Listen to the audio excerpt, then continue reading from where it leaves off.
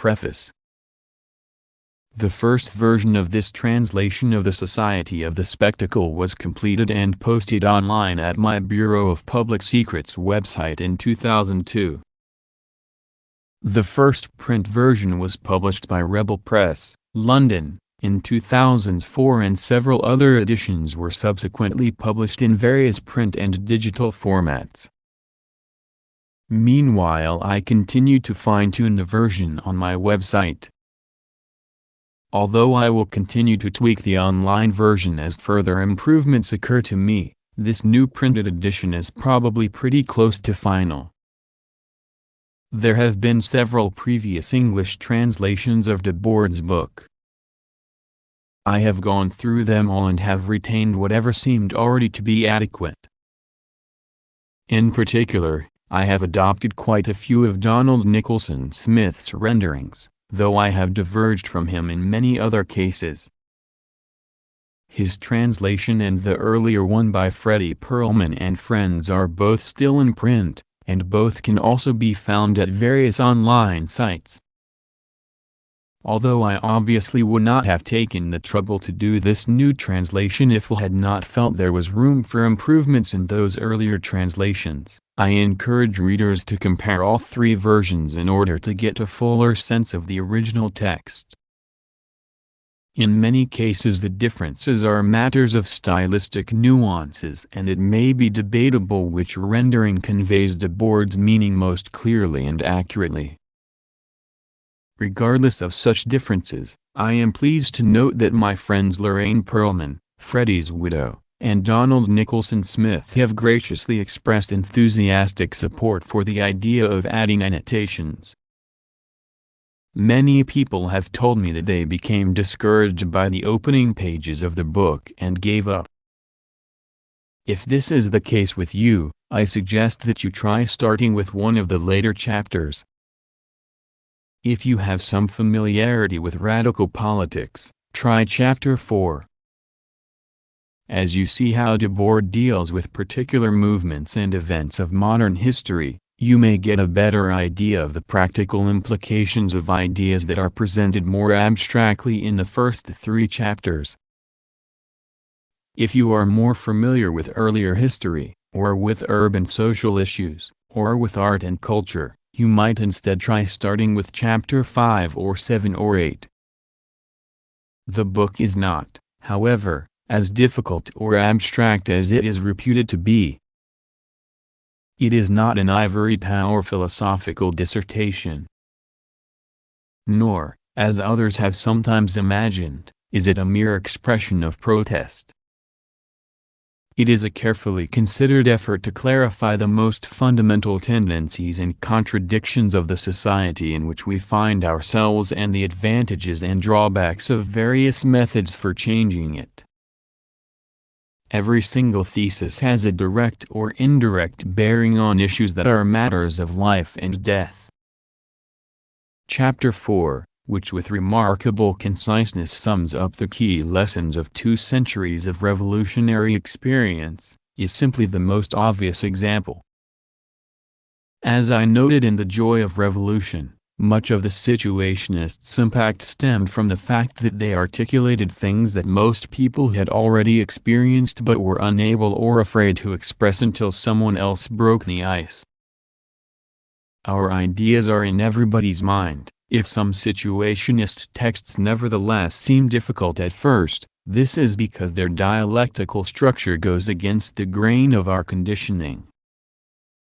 When this conditioning is broken, they don't seem so obscure. They were the source of some of the most popular May 1968 graffiti. Many academic spectators have floundered around trying unsuccessfully to resolve the various contradictory descriptions of the spectacle and the Society of the Spectacle into some single, scientifically consistent definition, but anyone engaged in contesting this society will find Debord's examination of it from different angles eminently clear and useful, and come to appreciate the fact that he never wastes a word in academic inanities or pointless expressions of outrage. In short, you can really understand this book only by using it. This makes it more of a challenge, but it is also why it remains so pertinent nearly half a century after its original publication, while countless other social theories and intellectual fads have come and gone. It has, in fact, become even more pertinent than ever, because the spectacle has become more all-pervading than ever, to the point that it is almost universally taken for granted. Most people today have scarcely any awareness of pre-spectacle history, let alone of anti-spectacle possibilities. As Debord noted in his follow-up work, Comments on the Society of the Spectacle, spectacular domination has succeeded in raising an entire generation molded to its laws. I hope this new edition helps you break out of that mold. KK. The Society of the Spectacle. Chapter 1. Separation perfected but for the present age, which prefers the sign to the thing signified, the copy to the original, representation to reality, appearance to essence. Truth is considered profane, and only illusion is sacred. Sacredness is in fact held to be enhanced in proportion as truth decreases and illusion increases, so that the highest degree of illusion comes to be seen as the highest degree of sacredness. Feuerbach, Preface to the second edition of The Essence of Christianity. 1. In societies where modern conditions of production prevail, life is presented as an immense accumulation of spectacles. Everything that was directly lived has receded into a representation. 2. The images detached from every aspect of life merge into a common stream in which the unity of that life can no longer be recovered. Fragmented views of reality regroup themselves into a new unity as a separate pseudo-world that can only be looked at. The specialization of images of the world has culminated in a world of autonomized images where even the deceivers are deceived. The spectacle is a concrete inversion of life, an autonomous movement of the non-living. 3. The spectacle presents itself simultaneously as society itself, as a part of society, and as a means of unification. As a part of society, it is ostensibly the focal point of all vision and all consciousness, but due to the very fact that this sector is separate, it is in reality the domain of delusion and false consciousness. The unification it achieves is nothing but an official language of universal separation. 4. The spectacle is not a collection of images, it is a social relation between people that is mediated by images. 5. The spectacle cannot be understood as a mere visual excess produced by mass media technologies. It is a worldview that has actually been materialized, that has become an objective reality. 6. Understood in its totality, the spectacle is both the result and the project of the present mode of production. It is not a mere supplement or decoration added to the real world, it is the heart of this real society's unreality. In all of its particular manifestations, news, propaganda, advertising, entertainment, the spectacle is the model of the prevailing way of life. It is the omnipresent affirmation of the choices that have already been made in the sphere of production and in the consumption implied by that production.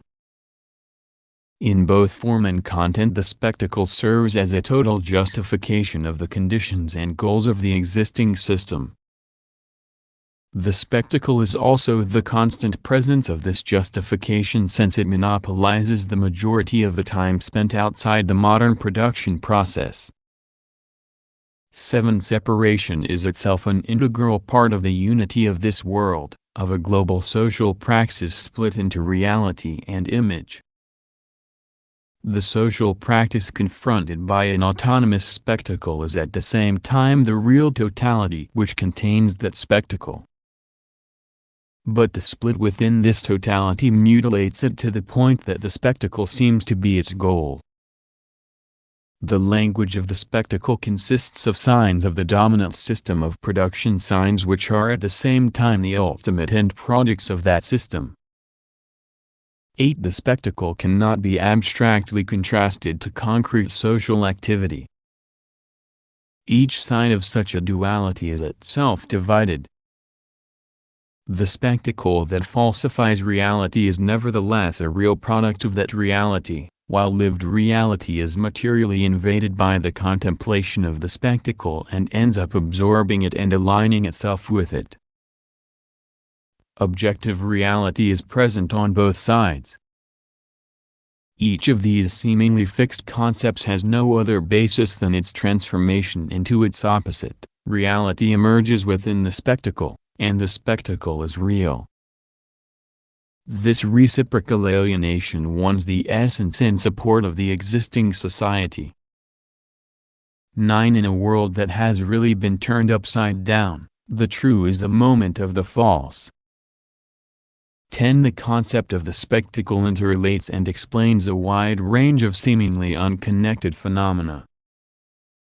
The apparent diversities and contrasts of these phenomena stem from the social organization of appearances, whose essential nature must itself be recognized. Considered in its own terms, the spectacle is an affirmation of appearances and an identification of all human social life with appearances. But a critique that grasps the spectacle's essential character reveals it to be a visible negation of life, a negation that has taken on a visible form. 11. In order to describe the spectacle, its formation, its functions, and the forces that work against it, it is necessary to make some artificial distinctions. In analyzing the spectacle, we are obliged to a certain extent to use the spectacle's own language, in the sense that we have to operate on the methodological terrain of the society that expresses itself in the spectacle. For the spectacle is both the meaning and the agenda of our particular socio-economic formation. It is the historical moment in which we are caught. 12. The spectacle presents itself as a vast inaccessible reality that can never be questioned. Its sole message is, what appears is good, what is good appears. The passive acceptance it demands is already effectively imposed by its monopoly of appearances, its manner of appearing without allowing any reply. 13. The tautological character of the spectacle stems from the fact that its means and ends are identical. It is the sun that never sets over the empire of modern passivity. It covers the entire surface of the globe, endlessly basking in its own glory. 14. The society based on modern industry is not accidentally or superficially spectacular, it is fundamentally spectaclist. In the spectacle, the visual reflection of the ruling economic order goals are nothing, development is everything. The spectacle aims at nothing other than itself. 15. As indispensable embellishment of currently produced objects, as general articulation of the system's rationales, and as advanced economic sector that directly creates an ever-increasing multitude of image objects, the spectacle is the leading production of present-day society. 16. The spectacle is able to subject human beings to itself because the economy has already totally subjugated them. It is nothing other than the economy developing for itself. It is at once a faithful reflection of the production of things and a distorting objectification of the producers. 17. The first stage of the economy's domination of social life brought about an evident degradation of being into having human fulfillment was no longer equated with what one was, but with what one possessed. The present stage, in which social life has become completely occupied by the accumulated productions of the economy, is bringing about a general shift from having to appearing. All having must now derive its immediate prestige and its ultimate purpose from appearances. At the same time, all individual reality has become social, in the sense that it is shaped by social forces and is directly dependent on them. Individual reality is allowed to appear only insofar as it is not actually real. 18. When the real world is transformed into mere images become real beings, figments that provide the direct motivations for a hypnotic behavior. Since the spectacle's job is to use various specialized mediations in order to show us a world that can no longer be directly grasped, it naturally elevates the sense of sight to the special preeminence once occupied by touch. The most abstract and easily deceived sense is the most readily adaptable to the generalized abstraction of present-day society. But the spectacle is not merely a matter of images, nor even of images plus sounds. It is whatever escapes people's activity, whatever eludes their practical reconsideration and correction. It is the opposite of dialogue. Wherever representation becomes independent, the spectacle regenerates itself. 19. The spectacle inherits the weakness of the Western philosophical project, which attempted to understand activity by means of the categories of vision, and it is based on the relentless development of the particular technical rationality that grew out of that form of thought. The spectacle does not realize philosophy, it philosophizes reality, reducing everyone's concrete life to a universe of speculation. 20. Philosophy. The power of separate thought and the thought of separate power was never by itself able to supersede theology. The spectacle is the material reconstruction of the religious illusion. Spectacular technology has not dispersed the religious mists into which human beings had projected their own alienated powers, it has merely brought those mists down to earth, to the point that even the most mundane aspects of life have become impenetrable and unbreathable. The illusory paradise representing a total denial of earthly life is no longer projected into the heavens, it is embedded in earthly life itself. The spectacle is the technological version of the exiling of human powers into a world beyond, the culmination of humanity's internal separation. 21. As long as necessity is socially dreamed, dreaming will remain necessary.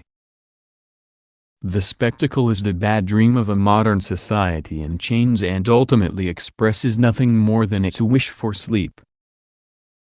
The spectacle is the guardian of that sleep. 22. The fact that the practical power of modern society has detached itself from that society and established an independent realm in the spectacle can be explained only by the additional fact that that powerful practice continued to lack cohesion and had remained in contradiction with itself. 23. The root of the spectacle is the oldest of all social specializations, the specialization of power.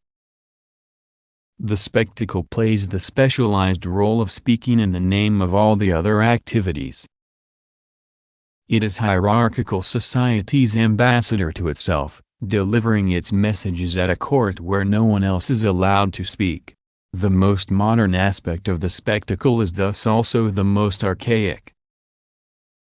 24. The spectacle is the ruling order's non-stop discourse about itself, its never-ending monologue of self-praise, its self-portrait at the stage of totalitarian domination of all aspects of life. The fetishistic appearance of pure objectivity in spectacular relations conceals their true character as relations between people and between classes. A second nature, with its own inescapable laws, seems to dominate our environment. But the spectacle is not the inevitable consequence of some supposedly natural technological development. On the contrary, the society of the spectacle is a form that chooses its own technological content. If the spectacle, considered in the limited sense of the mass media that are its most glaring superficial manifestation, seems to be invading society in the form of a mere technical apparatus, it should be understood that this apparatus is in no way neutral and that it has been developed in accordance with the spectacle's internal dynamics.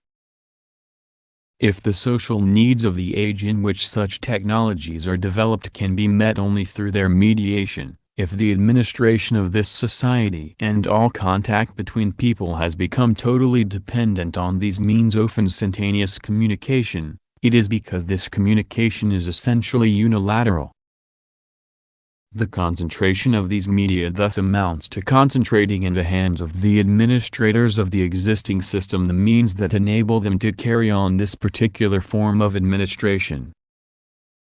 The social separation reflected in the spectacle is inseparable from the modern state, that product of the social division of labor that is both the chief instrument of class rule and the concentrated expression of all social divisions. 25. Separation is the alpha and omega of the spectacle. The institutionalization of the social division of labor in the form of class divisions had given rise to an earlier, religious form of contemplation, the mythical order with which every power has always camouflaged itself. Religion justified the cosmic and ontological order that corresponded to the interests of the masters, expounding and embellishing everything their societies could not deliver. In this sense, all separate power has been spectacular. But this earlier universal devotion to a fixed religious imagery was only a shared belief in an imaginary compensation for the poverty of a concrete social activity that was still generally experienced as a unitary condition. In contrast, the modern spectacle depicts what society could deliver, but in so doing it rigidly separates what is possible from what is permitted. The spectacle keeps people in a state of unconsciousness as they pass through practical changes in their conditions of existence. Like a factitious god, it engenders itself and makes its own rules.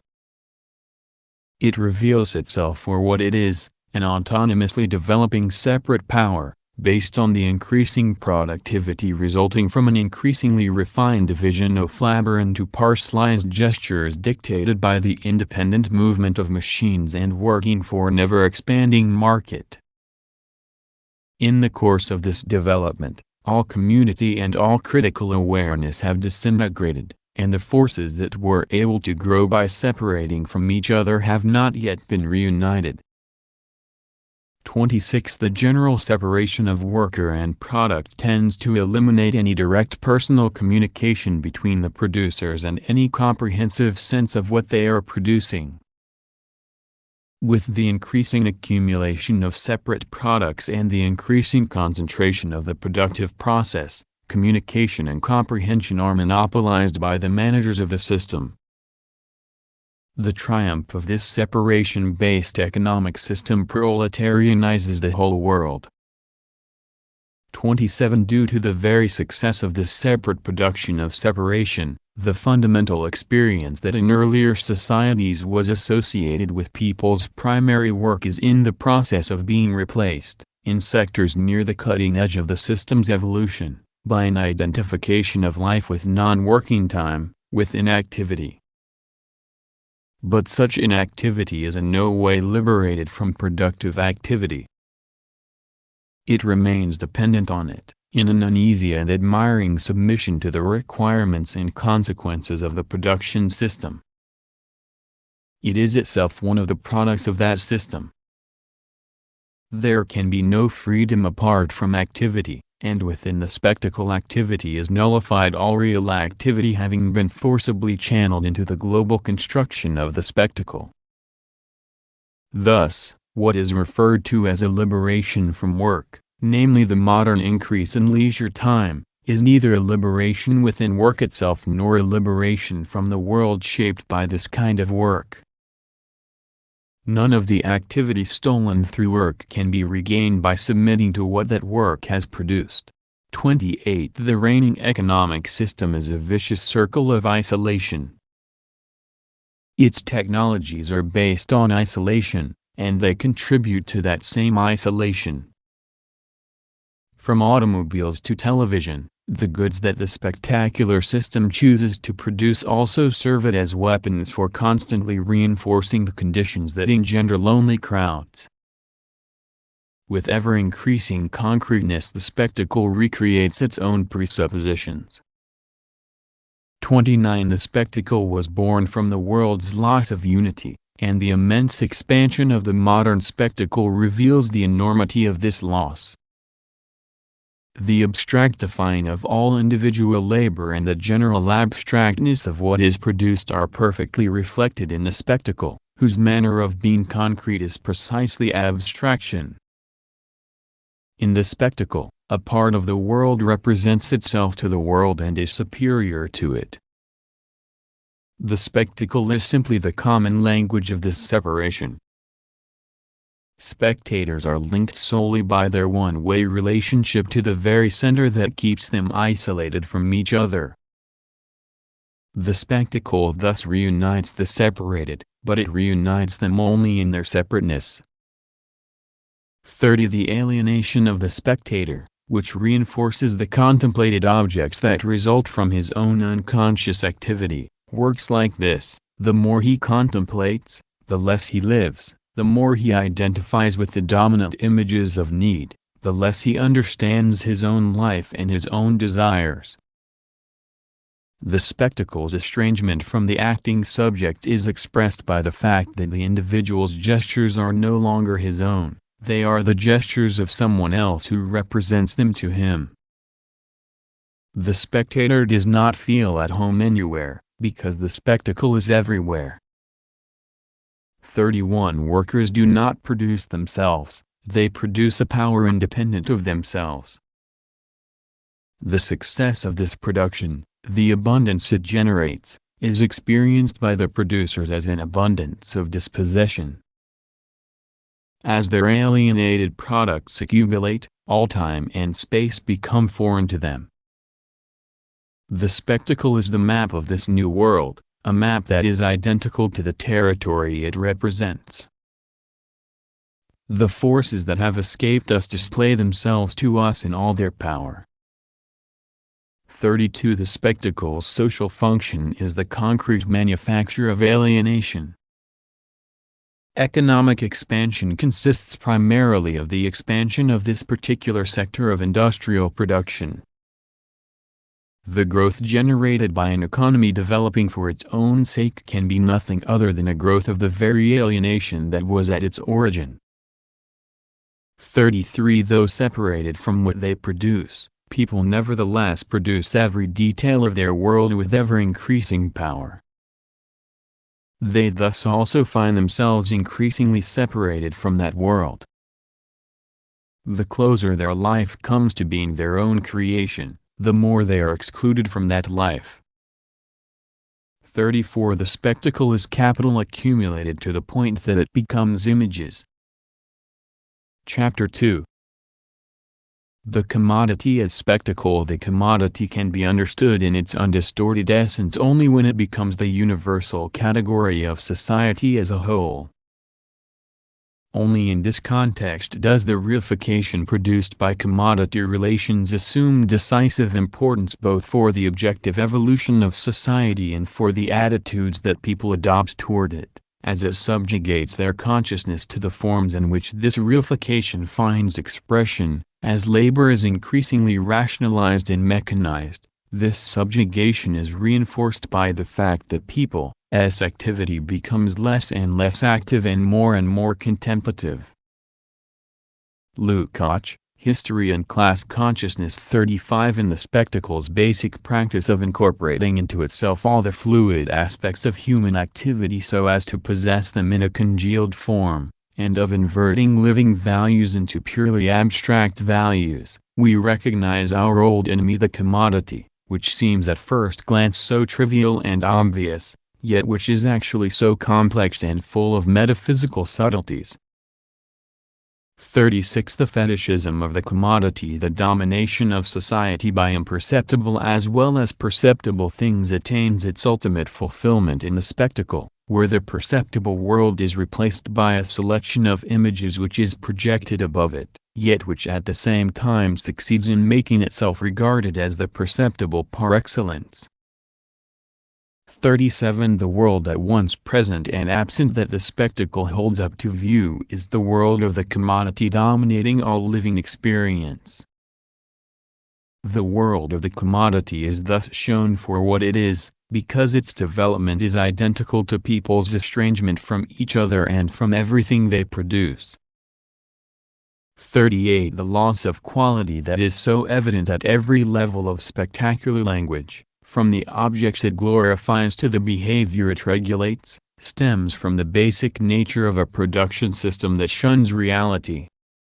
The commodity form reduces everything to quantitative equivalence. The quantitative is what it develops, and it can develop only within the quantitative. 39 Despite the fact that this development excludes the qualitative, it is itself subject to qualitative change. The spectacle reflects the fact that this development has crossed the threshold of its own abundance.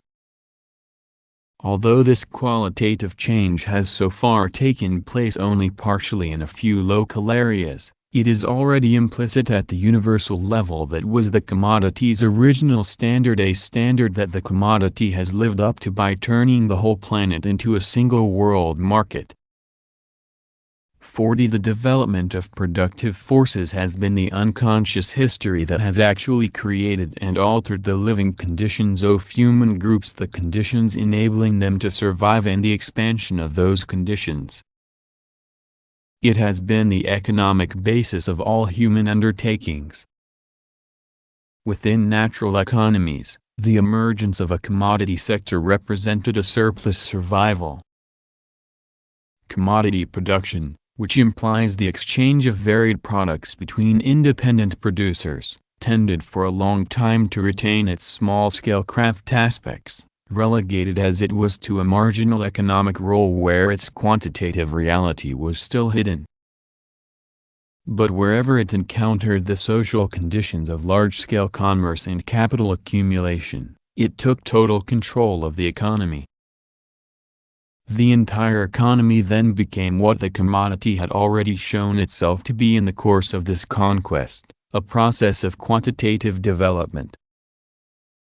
This constant expansion of economic power in the form of commodities transformed human labor itself into a commodity, into wage labor, and ultimately produced a level of abundance sufficient to solve the initial problem of survival, but only in such a way that the same problem is continually regenerated at a higher level. Economic growth has liberated societies from the natural pressures that forced them into an immediate struggle for survival, but they have not yet been liberated from their liberator. The commodity's independence has spread to the entire economy it now dominates. This economy has transformed the world, but it has merely transformed it into a world dominated by the economy. The pseudo-nature within which human labor has become alienated demands that such labor remain forever in its service, and since this demand is formulated by and answerable only to itself, it in fact ends up channeling all socially permitted projects and endeavors into its own reinforcement. The abundance of commodities, that is, the abundance of commodity relations, amounts to nothing more than an augmented survival. 41 As long as the economy's role as material basis of social life was neither noticed nor understood, remaining unknown precisely because it was so familiar, the commodity's dominion over the economy was exerted in a covert manner. In societies where actual commodities were few and far between, money was the apparent master, serving as plenipotentiary representative of the greater power that remained unknown. With the Industrial Revolution's manufactural division of labor and mass production for a global market, the commodity finally became fully visible as a power that was colonizing all social life. It was at that point that political economy established itself as the dominant science, and as the science of domination. 42 The spectacle is the stage at which the commodity has succeeded in totally colonizing social life. Commodification is not only visible, we no longer see anything else, The world we see is the world of the commodity. Modern economic production extends its dictatorship both extensively and intensively. In the less industrialized regions, its reign is already manifested by the presence of a few star commodities and by the imperialist domination imposed by the more industrially advanced regions. In the latter, social space is blanketed with ever new layers of commodities. With the Second Industrial Revolution, alienated consumption has become as much a duty for the masses as alienated production. The society's entire sold labor has become a total commodity whose constant turnover must be maintained at all cost.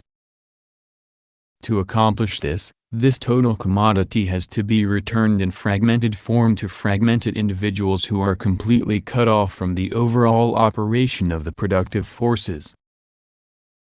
To this end, the specialized science of domination is itself broken down into further specialties such as sociology, psychotechnology, cybernetics, and semiology, which oversee the self-regulation of every phase of the process.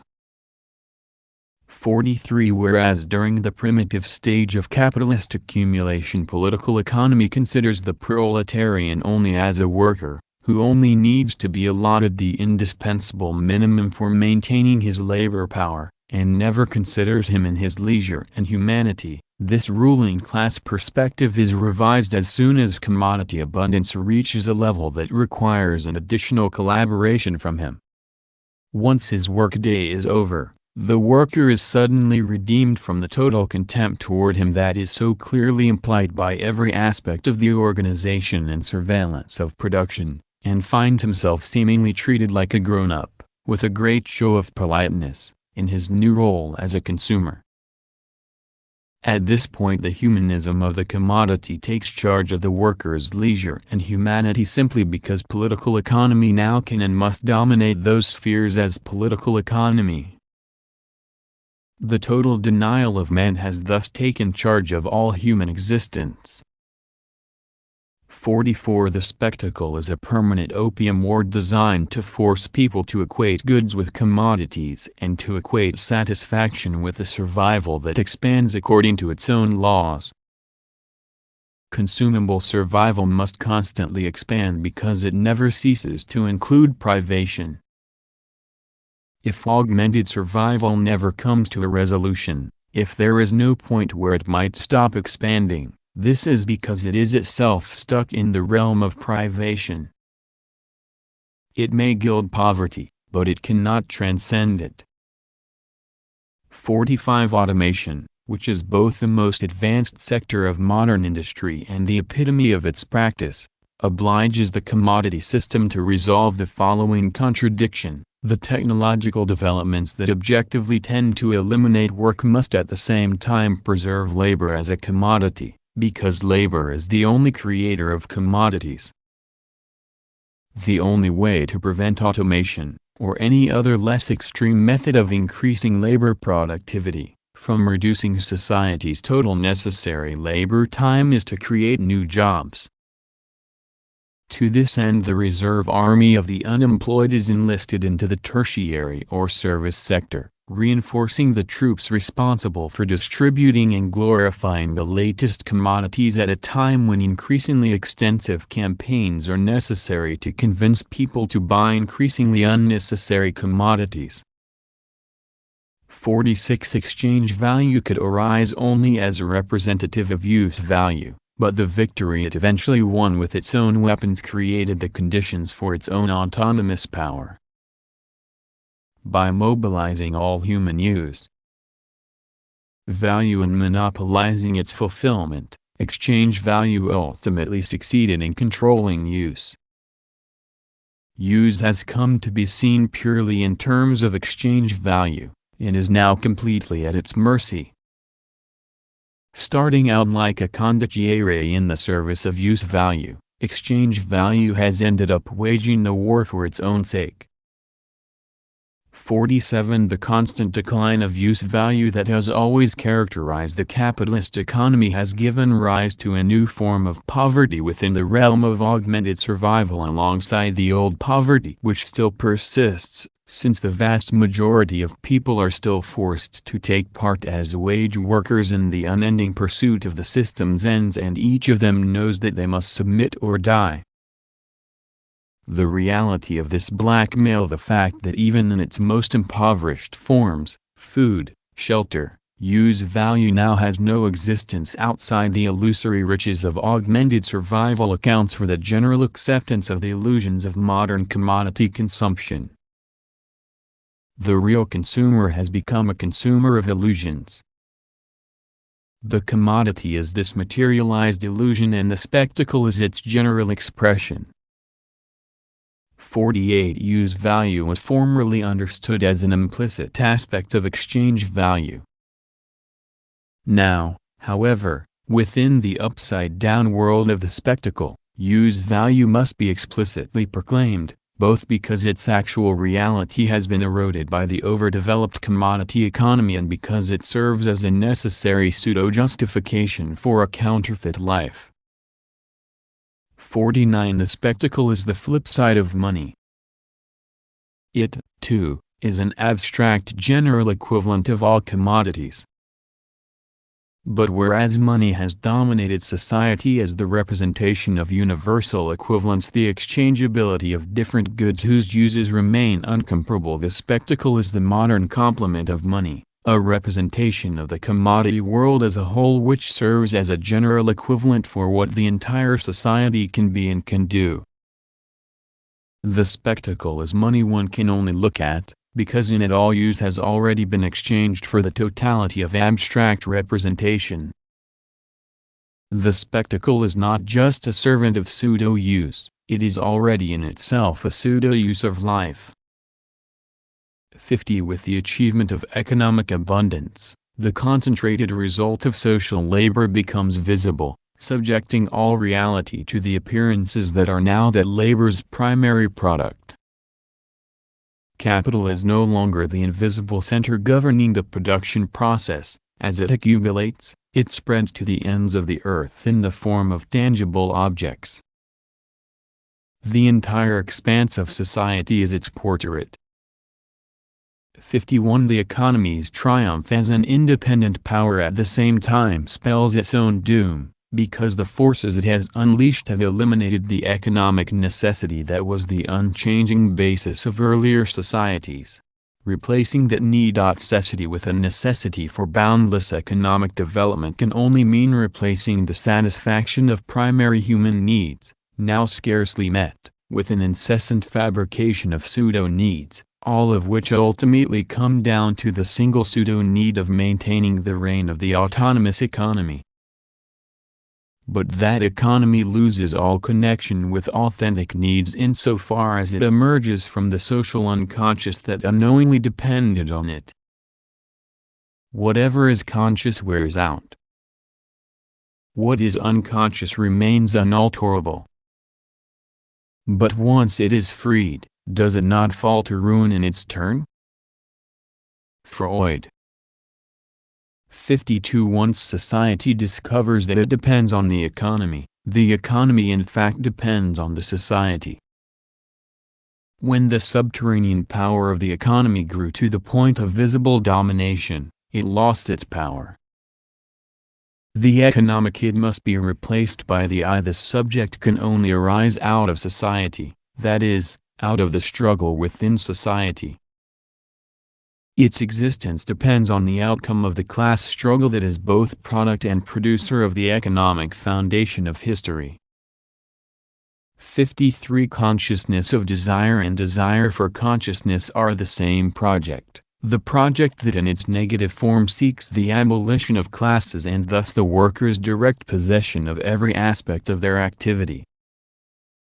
The opposite of this project is the society of the spectacle, where the commodity contemplates itself in a world of its own making. Chapter 3. Unity and division within appearances. An intense new polemic is unfolding on the philosophical front in this country. Focusing on the concepts one divides into two J and two fuse into one, this debate is a struggle between those who are for and those who are against the materialist dialectic, a struggle between two conceptions of the world, the proletarian conception and the bourgeois conception. Those who maintain that one divides into two, is the fundamental law of things are on the side of the materialist dialectic. Those who maintain that the fundamental law of things is that two fuse into one, are against the materialist dialectic. The two sides have drawn a clear line of demarcation between them, and their arguments are diametrically opposed. This polemic is a reflection, on the ideological level, of the acute and complex class struggle taking place in China and in the world. Red Flag, Beijing, September 21, 1964-54. The spectacle, like modern society itself, is at once united and divided. The unity of each is based on violent divisions.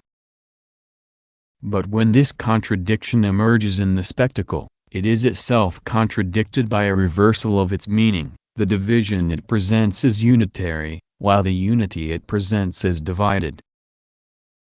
55. Although the struggles between different powers for control of the same socio-economic system are officially presented as fundamental antagonisms, they actually reflect that system's fundamental unity, both internationally and within each nation.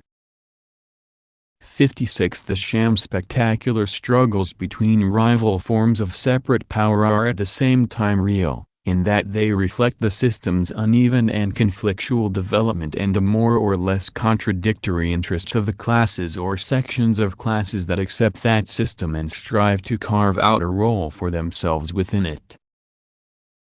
Just as the development of the most advanced economies involves clashes between different priorities, totalitarian state bureaucratic forms of economic management and countries under colonialism or semi-colonialism also exhibit highly divergent types of production and power. By invoking any number of different criteria, the spectacle can present these oppositions as totally distinct social systems. But in reality they are nothing but particular sectors whose fundamental essence lies in the global system that contains them, the single movement that has turned the whole planet into its field of operation, capitalism. 57. The society that bears the spectacle does not dominate underdeveloped regions solely by its economic hegemony. It also dominates them as the society of the spectacle. Even where the material base is still absent, modern society has already used the spectacle to invade the social surface of every continent. It sets the stage for the formation of indigenous ruling classes and frames their agendas. Just as it presents pseudo-goods to be coveted, it offers false models of revolution to local revolutionaries. The bureaucratic regimes in power in certain industrialized countries have their own particular type of spectacle, but it is an integral part of the total spectacle, serving as a pseudo-opposition and actual support. Even if local manifestations of the spectacle include certain totalitarian specializations of social communication and control, from the standpoint of the overall functioning of the system those specializations are simply playing their allotted role within a global division of spectacular tasks. 58. Although this division of spectacular tasks preserves the existing order as a whole, it is primarily oriented toward protecting its dominant pole of development. The spectacle is rooted in the economy of abundance, and the products of that economy ultimately tends to dominate the spectacular market and override the ideological or polycystate protectionist barriers set up by local spectacles with pretensions of independence. 59. Behind the glitter of spectacular distractions, a tendency toward banalization dominates modern society the world over, even where the more advanced forms of commodity consumption have seemingly multiplied the variety of roles and objects to choose from. The vestiges of religion and of the family, The latter is still the primary mechanism for transferring class power from one generation to the next, along with the vestiges of moral repression imposed by those two institutions, can be blended with ostentatious pretensions of worldly gratification precisely because life in this particular world remains repressive and offers nothing but pseudo-gratifications. Complacent acceptance of the status quo may also coexist with purely spectacular rebelliousness. Dissatisfaction itself becomes a commodity as soon as the economy of abundance develops the capacity to process that particular raw material. 60 stars. Spectacular representations of living human beings project this general banality into images of permitted roles. As specialists of apparent life, stars serve as superficial objects that people can identify with in order to compensate for the fragmented productive specializations that they actually live. The function of these celebrities is to act out various lifestyles or socio-political viewpoints in a full, totally free manner. They embody the inaccessible results of social labor by dramatizing the byproducts of that labor which are magically projected above it as its ultimate goals, power and vacations, the decision-making and consumption that are at the beginning and the end of a process that is never questioned. On one hand, a governmental power may personalize itself as a pseudo-star, on the other, a star of consumption may campaign for recognition as a pseudo-power over life. But the activities of these stars are not really free and they offer no real choices. 61. The agent of the spectacle who is put on stage as a star is the opposite of an individual. He is as clearly the enemy of his own individuality as of the individuality of others. Entering the spectacle as a model to be identified with, he renounces all autonomous qualities in order to identify himself with the general law of obedience to the flow of things. The stars of consumption, though outwardly representing different personality types, show each of these types enjoying equal access to, and deriving equal happiness from, the entire realm of consumption. The stars of decision-making must possess the full range of admired human qualities. Official differences between them are thus cancelled out by the official similarity implied by their supposed excellence in every field of endeavor. As head of state, Khrushchev retrospectively became a general so as to take credit for the victory of the Battle of Kursk 20 years after it happened. And Kennedy survived as an orator to the point of delivering his own funeral oration, since Theodore Sorensen continued to write speeches for his successor in the same style that had contributed so much toward the dead man's public persona. The admirable people who personify the system are well known for not being what they seem. They attain greatness by stooping below the reality of the most insignificant individual life, and everyone knows it.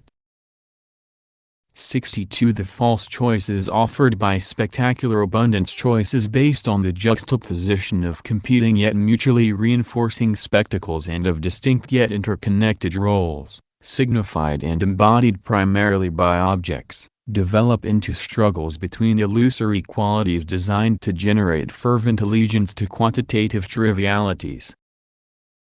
Fallacious archaic oppositions are revived regionalisms and racisms which serve to endow mundane rankings in the hierarchies of consumption with a magical ontological superiority, and subplayful enthusiasms are aroused by an endless succession of farcical competitions, from sports to elections.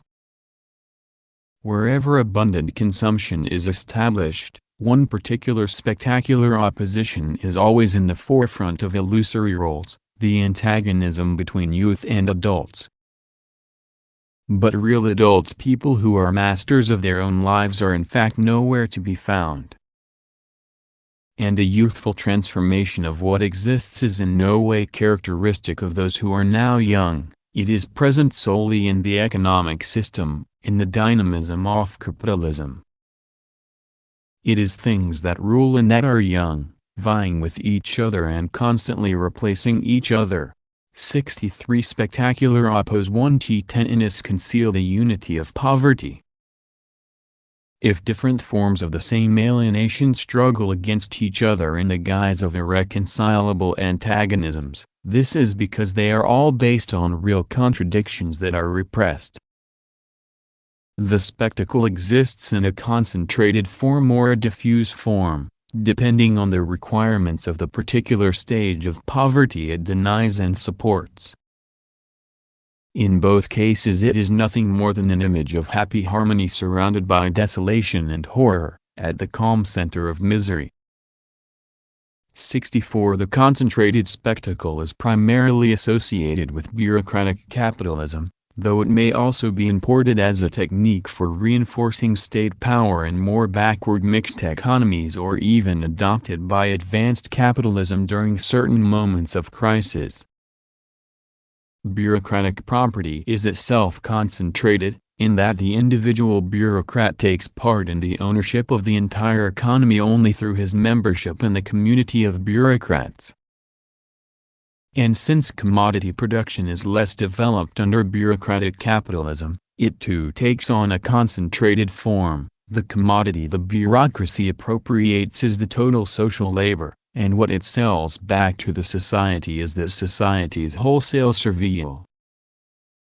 The dictatorship of the bureaucratic economy cannot leave the exploited masses any significant margin of choice because it has had to make all the choices itself, and any choice made independently of it, whether regarding food or music or anything else, thus amounts to a declaration of war against it. This dictatorship must be enforced by permanent violence. Its spectacle imposes an image of the good which subsumes everything that officially exists, an image which is usually concentrated in a single individual, the guarantor of the system's totalitarian cohesion. Everyone must magically identify with this absolute star or disappear. This master of everyone else's non-consumption is the heroic image that disguises the absolute exploitation entailed by the system of primitive accumulation accelerated by terror.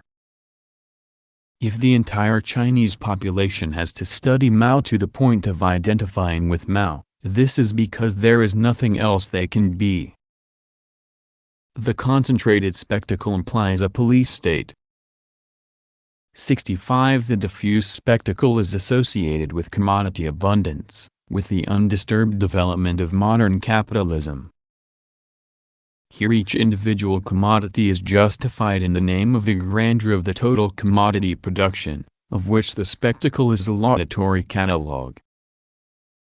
Irreconcilable claims jockey for position on the stage of the affluent economy's unified spectacle, and different star commodities simultaneously promote conflicting social policies.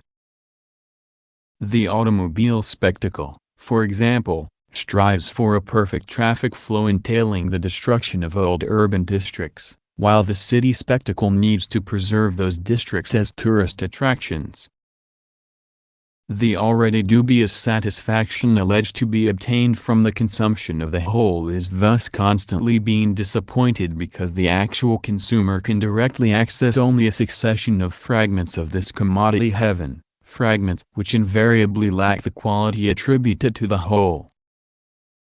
66 Each individual commodity fights for itself.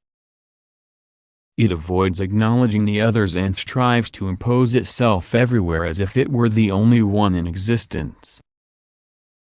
The spectacle is the epic poem of this struggle, a struggle that no fall of Troy can bring to an end. The spectacle does not sing of men and their arms, but of commodities and their passions. In this blind struggle each commodity, by pursuing its own passion, unconsciously generates something beyond itself, the globalization of the commodity, which also amounts to the commodification of the globe. Thus, as a result of the cunning of the commodity, while each particular manifestation of the commodity eventually falls in battle, the general commodity form continues onward toward its absolute realization. 67. The satisfaction that no longer comes from using the commodities produced in abundance is now sought through recognition of their value as commodities. Consumers are filled with a religious fervor for the sovereign freedom of commodities whose use has become an end in itself. Waves of enthusiasm for particular products are propagated by all the communications media. A film sparks a fashion craze, a magazine publicizes night spots, which in turn spin off different lines of products. The proliferation of faddish gadgets reflects the fact that as the mass of commodities becomes increasingly absurd, absurdity itself becomes a commodity. Trinkets such as keychains which come as free bonuses with the purchase of some luxury product, but which end up being traded back and forth as valued collectibles in their own right, reflect a mystical self-abandonment to commodity transcendence. Those who collect the trinkets that have been manufactured for the sole purpose of being collected are accumulating commodity indulgences, glorious tokens of the commodity's real presence among the faithful. Reified people proudly display the proofs of their intimacy with the commodity. Like the old religious fetishism, with its convulsionary raptures and miraculous cures, the fetishism of commodities generates its own moments of fervent arousal. All this is useful for only one purpose, producing habitual submission. 68. The pseudo-needs imposed by modern consumerism cannot be contrasted with any genuine needs or desires that are not themselves also shaped by this society and its history. Commodity abundance represents a total break in the organic development of social needs. Its mechanical accumulation unleashes an unlimited artificiality which overpowers any living desires. The cumulative power of this autonomous artificiality ends up by falsifying all social life. 69. The image of blissful social unification through consumption merely postpones the consumer's awareness of the actual divisions until his next disillusionment with some particular commodity. Each new product is ceremoniously acclaimed as a unique creation offering a dramatic shortcut to the promised land of total consummation. But as with the fashionable adoption of seemingly aristocratic first names which end up being given to virtually all individuals of the same age, the objects that promise uniqueness can be offered up for mass consumption only if they are numerous enough to have been mass-produced. The prestigiousness of mediocre objects of this kind is solely due to the fact that they have been placed, however briefly, at the center of social life and hailed as a revelation of the unfathomable purposes of production. But the object that was prestigious in the spectacle becomes mundane as soon as it is taken home by its consumer at the same time as by all its other consumers. Too late it reveals its essential poverty, a poverty that inevitably reflects the poverty of its production. Meanwhile, some other object is already replacing it as justification of the system and demanding its own moment of acclaim.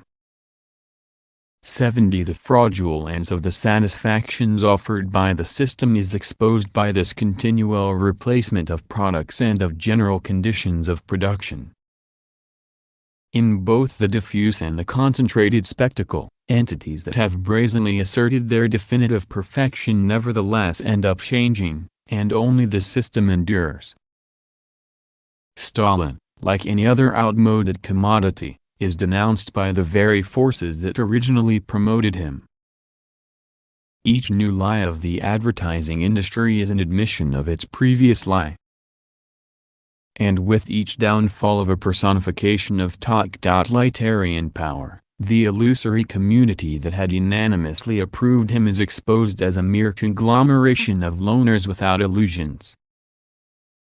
71. The things the spectacle presents as eternal are based on change, and must change as their foundations change.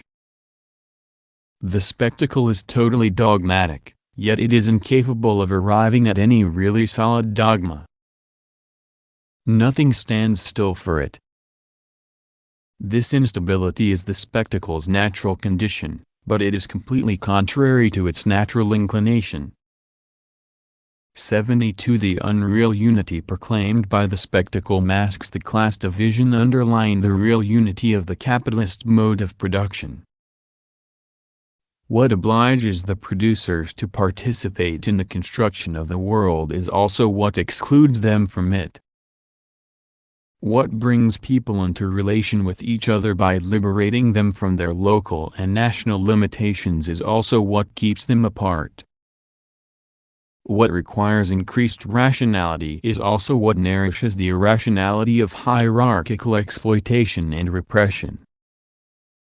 What produces society's abstract power also produces its concrete lack of freedom. Chapter 4.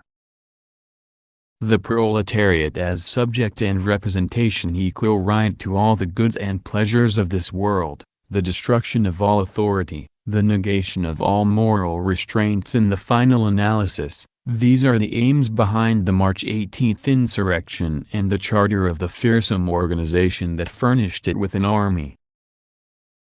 Parliamentary Report on the Insurrection of March 18, 73. The real movement that transforms existing conditions has been the dominant social force since the bourgeoisie's victory within the economic sphere, and this dominance became visible once that victory was translated onto the political plane. The development of productive forces shattered the old production relations, and all static order crumbled into dust. Everything that was absolute became historical. 74. When people are thrust into history and forced to take part in the work and struggles that constitute history, they find themselves obliged to view their relationships in a clear and disabused manner. This history has no object distinct from what it creates from out of itself, although the final unconscious metaphysical vision of the historical era considered the productive progression through which history had unfolded as itself the object of history. As for the subject of history, it can be nothing other than the self-production of the living people becoming masters and possessors of their own historical world and of their own fully conscious adventures. 75. The class struggles of the long era of revolutions initiated by the rise of the bourgeoisie have developed in tandem with the dialectical thought of history, the thought which is no longer content to seek the meaning of what exists, but which strives to comprehend the dissolution of everything that exists and in this process breaks down every separation. 76. For Hegel the point was no longer to interpret the world, but to interpret the transformation of the world. But because he limited himself to merely interpreting the transformation, Hegel only represents the philosophical culmination of philosophy. He seeks to understand a world that develops by itself. This historical thought is still a consciousness that always arrives too late, a consciousness that can only formulate retrospective justifications of what has already happened. It has thus gone beyond separation only in thought. Hegel's paradoxical stance is subordination of the meaning of all reality to its historical culmination, while at the same time proclaiming that his own system represents that culmination flows from the simple fact that this thinker of the bourgeois revolutions of the 17th and 18th centuries sought in his philosophy only a reconciliation with the results of those revolutions. Even as a philosophy of the bourgeois revolution, it does not reflect the entire process of that revolution, but only its concluding phase. It is thus a philosophy not of the revolution, but of the restoration. Karl Korsch, Theses on Hegel and Revolution.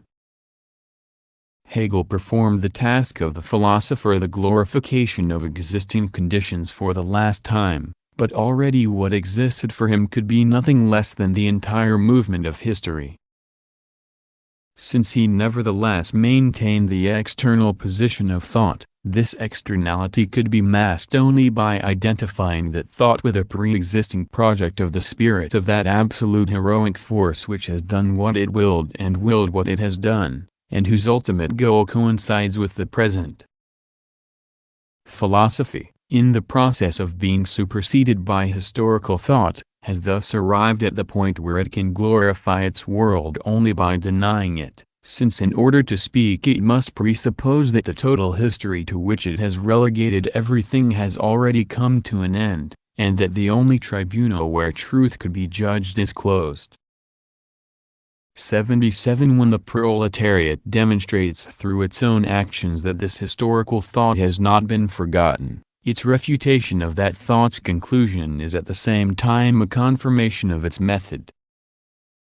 78 Historical thought can be salvaged only by becoming practical thought, and the practice of the proletariat as a revolutionary class can be nothing less than historical consciousness operating on the totality of its world. All the theoretical currents of the revolutionary working class movements Turner and Bakunin as well as Marx grew out of a critical confrontation with Hegelian thought. 79 The inseparability of Marx's theory from the Hegelian method is self-inseparable from that theory's revolutionary nature, that is, from its truth. It is in this regard that this initial relation has generally been ignored or misunderstood, or even denounced as the weak point of what became fallaciously transformed into a doctrine, Marxism. Bernstein implicitly revealed this connection between the dialectical method and historical partisanship when in his book Evolutionary Socialism he deplored the 1847 manifesto's unscientific predictions of imminent proletarian revolution in Germany. This historical self-deception, so erroneous that the most naive political visionary could hardly have done any worse, would be incomprehensible in a Marx who at that time had already seriously studied economics if we did not recognize that it reflected the lingering influence of the antithetical Hegelian dialectic, from which Marx, like Engels, could never completely free himself. In those times of general effervescence this influence was all the more fatal to him. 80 The radical transformation carried out by Marx in order to salvage the thought of the bourgeois revolutions by transplanting it into a different context does not trivially consist of putting the materialist development of productive forces in place of the journey of the Hegelian spirit toward its eventual encounter with itself, the spirit whose objectification is identical to its alienation and whose historical wounds leave no scars. For once history becomes real, it no longer has an end. Marx demolished Hegel's position of detachment from events, as well as passive contemplation by any supreme external agent whatsoever. Henceforth, theory's concern is simply to know what it itself is doing. In contrast, present-day society's passive contemplation of the movement of the economy is an untransformed holdover from the undialectical aspect of the Hegelian attempt to create a circular system. It is an approval that is no longer on the conceptual level and that no longer needs a Hegelianism to justify itself. Beck.Oz The movement it now praises is a sector of a world where thought no longer has any place, a sector whose mechanical development effectively dominates everything. Marx's project is a project of conscious history, in which the quantitativeness that arises out of the blind development of merely economic productive forces must be transformed into a qualitative appropriation of history. The critique of political economy is the first act of this end of prehistory. Of all the instruments of production, the greatest productive power is the revolutionary class itself. 81 Marx's theory is closely linked with scientific thought insofar as it seeks a rational understanding of the forces that really operate in society. But it ultimately goes beyond scientific thought, preserving it only by superseding it. It seeks to understand struggles, not laws. We recognize only one science, the science of history, the German ideology. 82 The bourgeois era, which wants to give history a scientific foundation, overlooks the fact that the science available to it could itself arise only on the foundation of the historical development of the economy. But history is fundamentally dependent on this economic knowledge only so long as it remains merely economic history. The extent to which the viewpoint of scientific observation could overlook history's effect on the economy, an overall process that modifies its own scientific premises, is shown by the vanity of those socialists who thought they had calculated the exact periodicity of economic crises.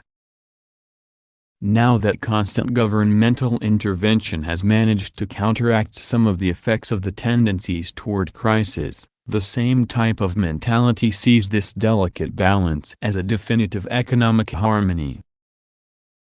The project of transcending the economy and mastering history must indeed grasp and incorporate the science of society, but it cannot itself be a scientific project. The revolutionary movement remains bourgeois insofar as it thinks it can master current history by means of scientific knowledge. 83. The utopian currents of socialism, though they are historically grounded in criticism of the existing social system, can rightly be called utopian insofar as they ignore history, that is, insofar as they ignore actual struggles taking place and any passage of time outside the immutable perfection of their image of a happy society, but not because they reject science. On the contrary, the utopian thinkers were completely dominated by the scientific thought of earlier centuries. They sought the completion and fulfillment of that general rational system. They did not consider themselves unarmed prophets, for they firmly believed in the social power of scientific proof and even, in the case of Saint-Simonism, in the seizure of power by science. Why, Debord asked, would they want to seize through struggle what merely needed to be proved? But the utopian scientific understanding did not include the awareness that some social groups have vested interests in maintaining the status quo, forces to maintain it, and forms of false consciousness to reinforce it. Their grasp of reality thus lagged far behind the historical reality of the development of science itself, which had been largely oriented by the social requirements arising from such factors, which determined not only what findings were considered acceptable, but even what topics might or might not become objects of scientific research. The utopian socialists remained prisoners of the scientific manner of expounding the truth, viewing this truth as a pure abstract image such as had prevailed at a much earlier stage of social development. As Searle noted, the utopians took astronomy as their model for discovering and demonstrating the laws of society. Their unhistorical conception of harmony was the natural result of their attempt to apply to society the science least dependent on history. They described this harmony as if they were new Newtons discovering universal scientific laws, and the happy ending they constantly evoked plays a role in their social science analogous to the role of inertia in classical physics, materials for a theory of the proletariat. 84. The scientific determinist aspect of Marx's thought was precisely what made it vulnerable to ideologization, both during his own lifetime and even more so in the theoretical heritage he left to the workers' movement. The advent of the historical subject continues to be postponed, and it is economics, the historical science par excellence, which is increasingly seen as guaranteeing the inevitability of its own future negation. In this way revolutionary practice, the only true agent of this negation, tends to be pushed out of theory's field of vision. Instead, it is seen as essential to patiently study economic development, and to go back to accepting with a Hegelian tranquility the suffering which that development imposes. The result remains a graveyard of good intentions. The science of revolutions then concludes that consciousness always comes too soon, and has to be taught. History has shown that we, and all who thought like us, were wrong, Engels wrote in 1895. It has made it clear that the state of economic development on the continent at that time was far from being ripe. Throughout his life Marx had maintained a unitary point of view in his theory, but the exposition of his theory was carried out on the terrain of the dominant thought insofar as it took the form of critiques of particular disciplines, most notably the critique of that fundamental science of bourgeois society, political economy. It was in this mutilated form, which eventually came to be seen as definitive, that Marx's theory was transformed into Marxism. 85. The weakness of Marx's theory is naturally linked to the weakness of the revolutionary struggle of the proletariat of his time. The German working class failed to initiate a permanent revolution in 1848, the Paris Commune was defeated in isolation. As a result, revolutionary theory could not yet be fully realized. The fact that Marx was reduced to defending and refining it by cloistered scholarly work in the British Museum had a debilitating effect on the theory itself. His scientific conclusions about the future development of the working class, and the organizational practice apparently implied by those conclusions, became obstacles to proletarian consciousness at a later stage. 86. The theoretical shortcomings of the scientific defense of proletarian revolution, both in its content and in its form of exposition, all ultimately result from identifying the proletariat with the bourgeoisie with respect to the revolutionary seizure of power. 87. As early as the Communist Manifesto, Marx's effort to demonstrate the scientific legitimacy of proletarian power by citing a repetitive sequence of precedents led him to oversimplify his historical analysis into a linear model of the development of modes of production, in which class struggles invariably resulted either in a revolutionary transformation of the entire society or in the mutual ruin of the contending classes. The plain facts of history, however, are that the Asiatic mode of production, as Marx himself acknowledged elsewhere, maintained its immobility despite all its class conflicts, that no serf uprising ever overthrew the feudal lords, and that none of the slave revolts in the ancient world ended the rule of the free men. The linear schema loses sight of the fact that the bourgeoisie is the only revolutionary class that has ever won, and that it is also the only class for which the development of the economy was both the cause and the consequence of its taking control of society. The same oversimplification led Marx to neglect the economic role of the state in the management of class society. If the rising bourgeoisie seemed to liberate the economy from the state, this was true only to the extent that the previous state was an instrument of class oppression within a static economy. The bourgeoisie originally developed its independent economic power during the medieval period when the state had been weakened and feudalism was breaking up the stable equilibrium between different powers. In contrast, the modern state, which began to support the bourgeoisie's development through its mercantilist policies and which developed into the bourgeoisie's own state during the laissez-faire era, was eventually to emerge as a central power in the planned management of the economic process. Marx was nevertheless able to describe the Bonapartist prototype of modern statist bureaucracy, the fusion of capital and state to create a national power of capital over labor, a public force designed to maintain social servitude, a form of social order in which the bourgeoisie renounces all historical life apart from what has been reduced to the economic history of things, and would like to be condemned to the same political nullity as all the other classes. The socio-political foundations of the modern spectacle are already discernible here, and this result negatively implies that the proletariat is the only pretender to historical life. 88. The only two classes that really correspond to Marx's theory, the two pure classes that the entire analysis of capital brings to the fore, are the bourgeoisie and the proletariat. These are also the only two revolutionary classes in history, but operating under different conditions. The bourgeois revolution has been accomplished. The proletarian revolution is a yet unrealized project, born on the foundation of the earlier revolution but differing from it qualitatively.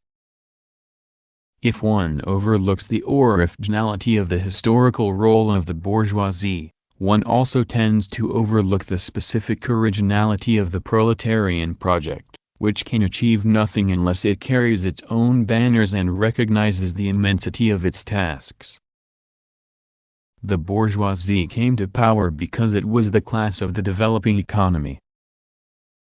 The proletariat cannot embody its own new form of power except by becoming the class of consciousness.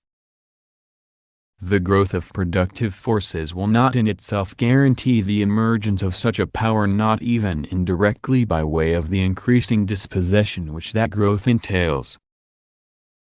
Nor can a Jacobin-style seizure of the state be a means to this end.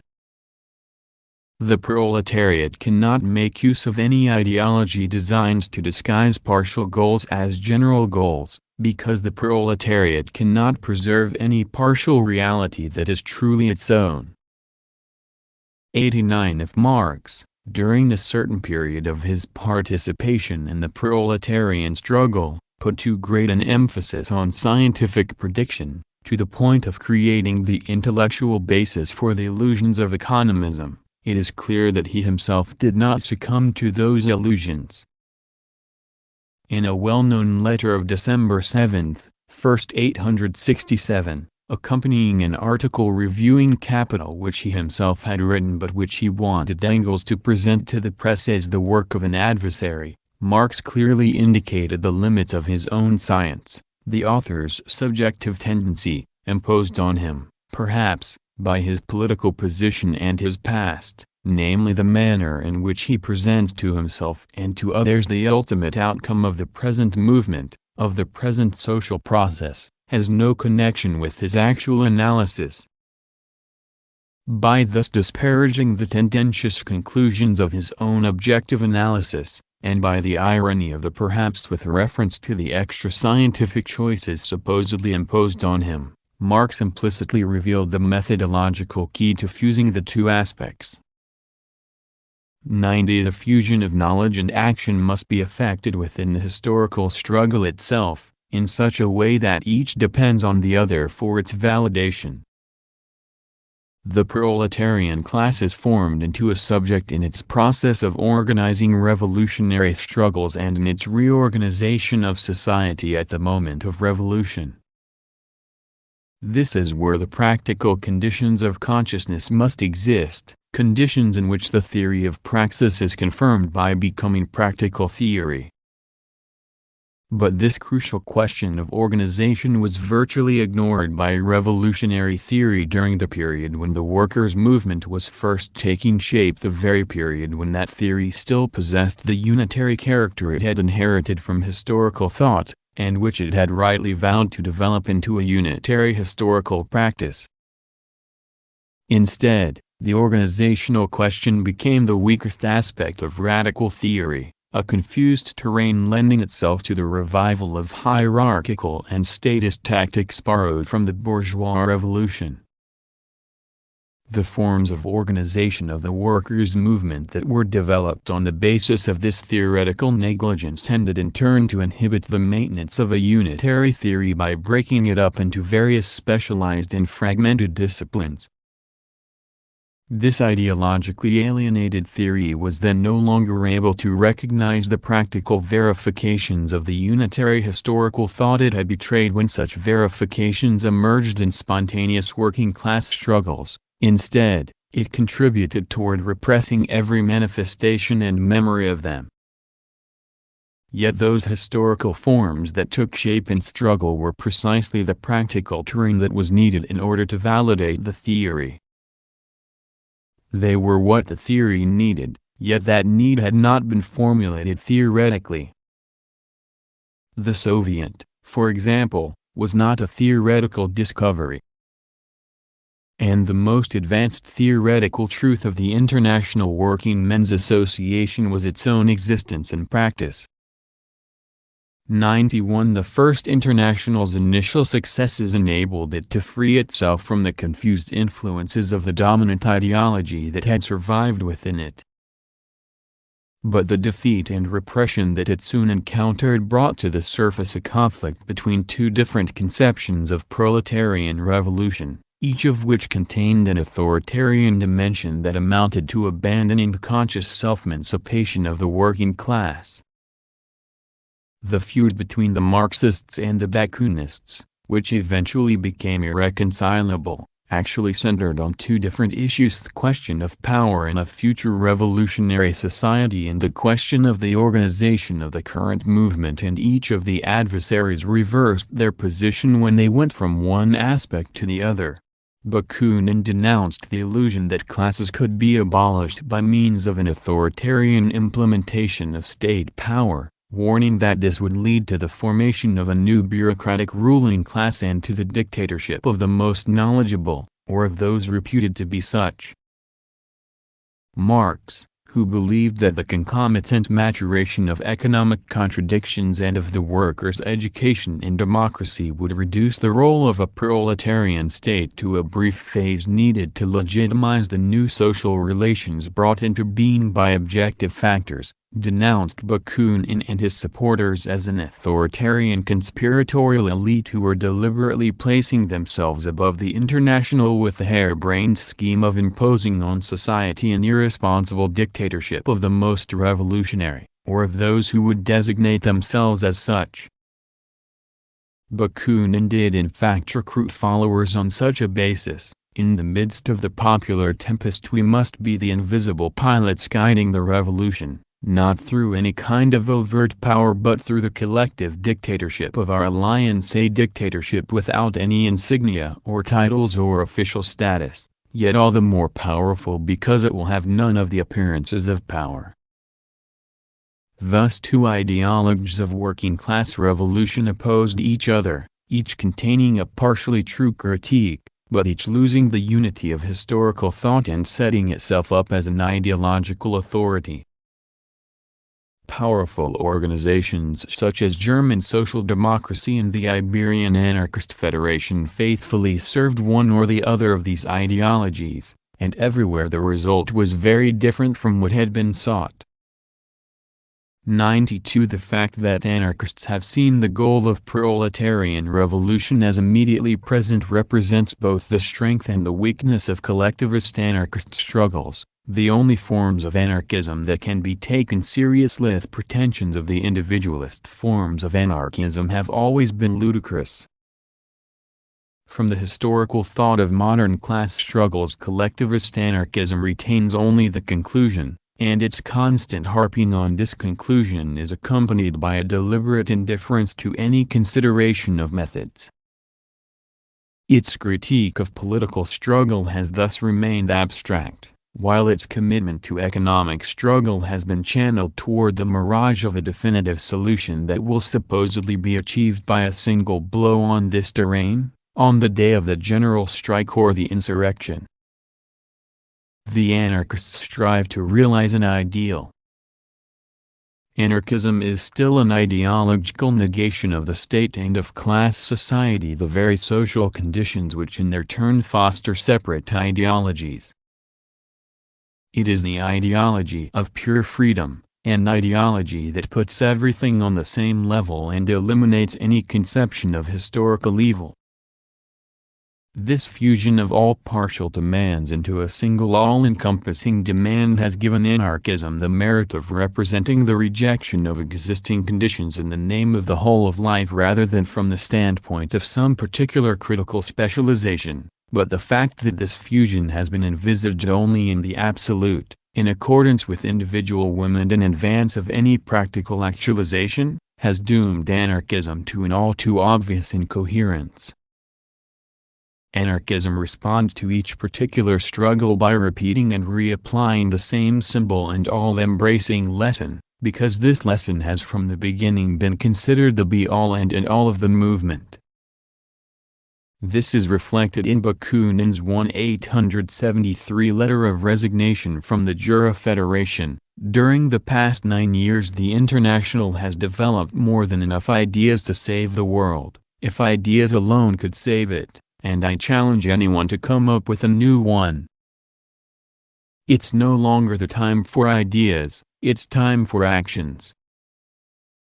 This perspective undoubtedly retains proletarian historical thought's recognition that ideas must be put into practice, but it abandons the historical terrain by assuming that the appropriate forms for this transition to practice have already been discovered and will never change. 93. The anarchists, who explicitly distinguish themselves from the rest of the workers' movement by their ideological conviction, reproduce this separation of competencies within their own ranks by providing a terrain that facilitates the informal domination of each particular anarchist organization by propagandists and defenders of their ideology, specialists whose mediocre intellectual activity is largely limited to the constant regurgitation of a few eternal truths. The anarchists' ideological reverence for unanimous decision-making has ended up paving the way for uncontrolled manipulation of their own organizations by specialists in freedom, and revolutionary anarchism expects the same type of unanimity, obtained by the same means, from the masses once they have been liberated. Furthermore, the anarchists' refusal to take into account the great differences between the conditions of a minority banded together in present-day struggles and of a post-revolutionary society of free individuals has repeatedly led to the isolation of anarchists when the moment for collective decision-making actually arrives, as is shown by the countless anarchist insurrections in Spain that were contained and crushed at a local level. 94. The illusion more or less explicitly maintained by genuine anarchism is its constant belief that a revolution is just around the corner, and that the instantaneous accomplishment of this revolution will demonstrate the truth of anarchist ideology and of the form of practical organization that has developed in accordance with that ideology.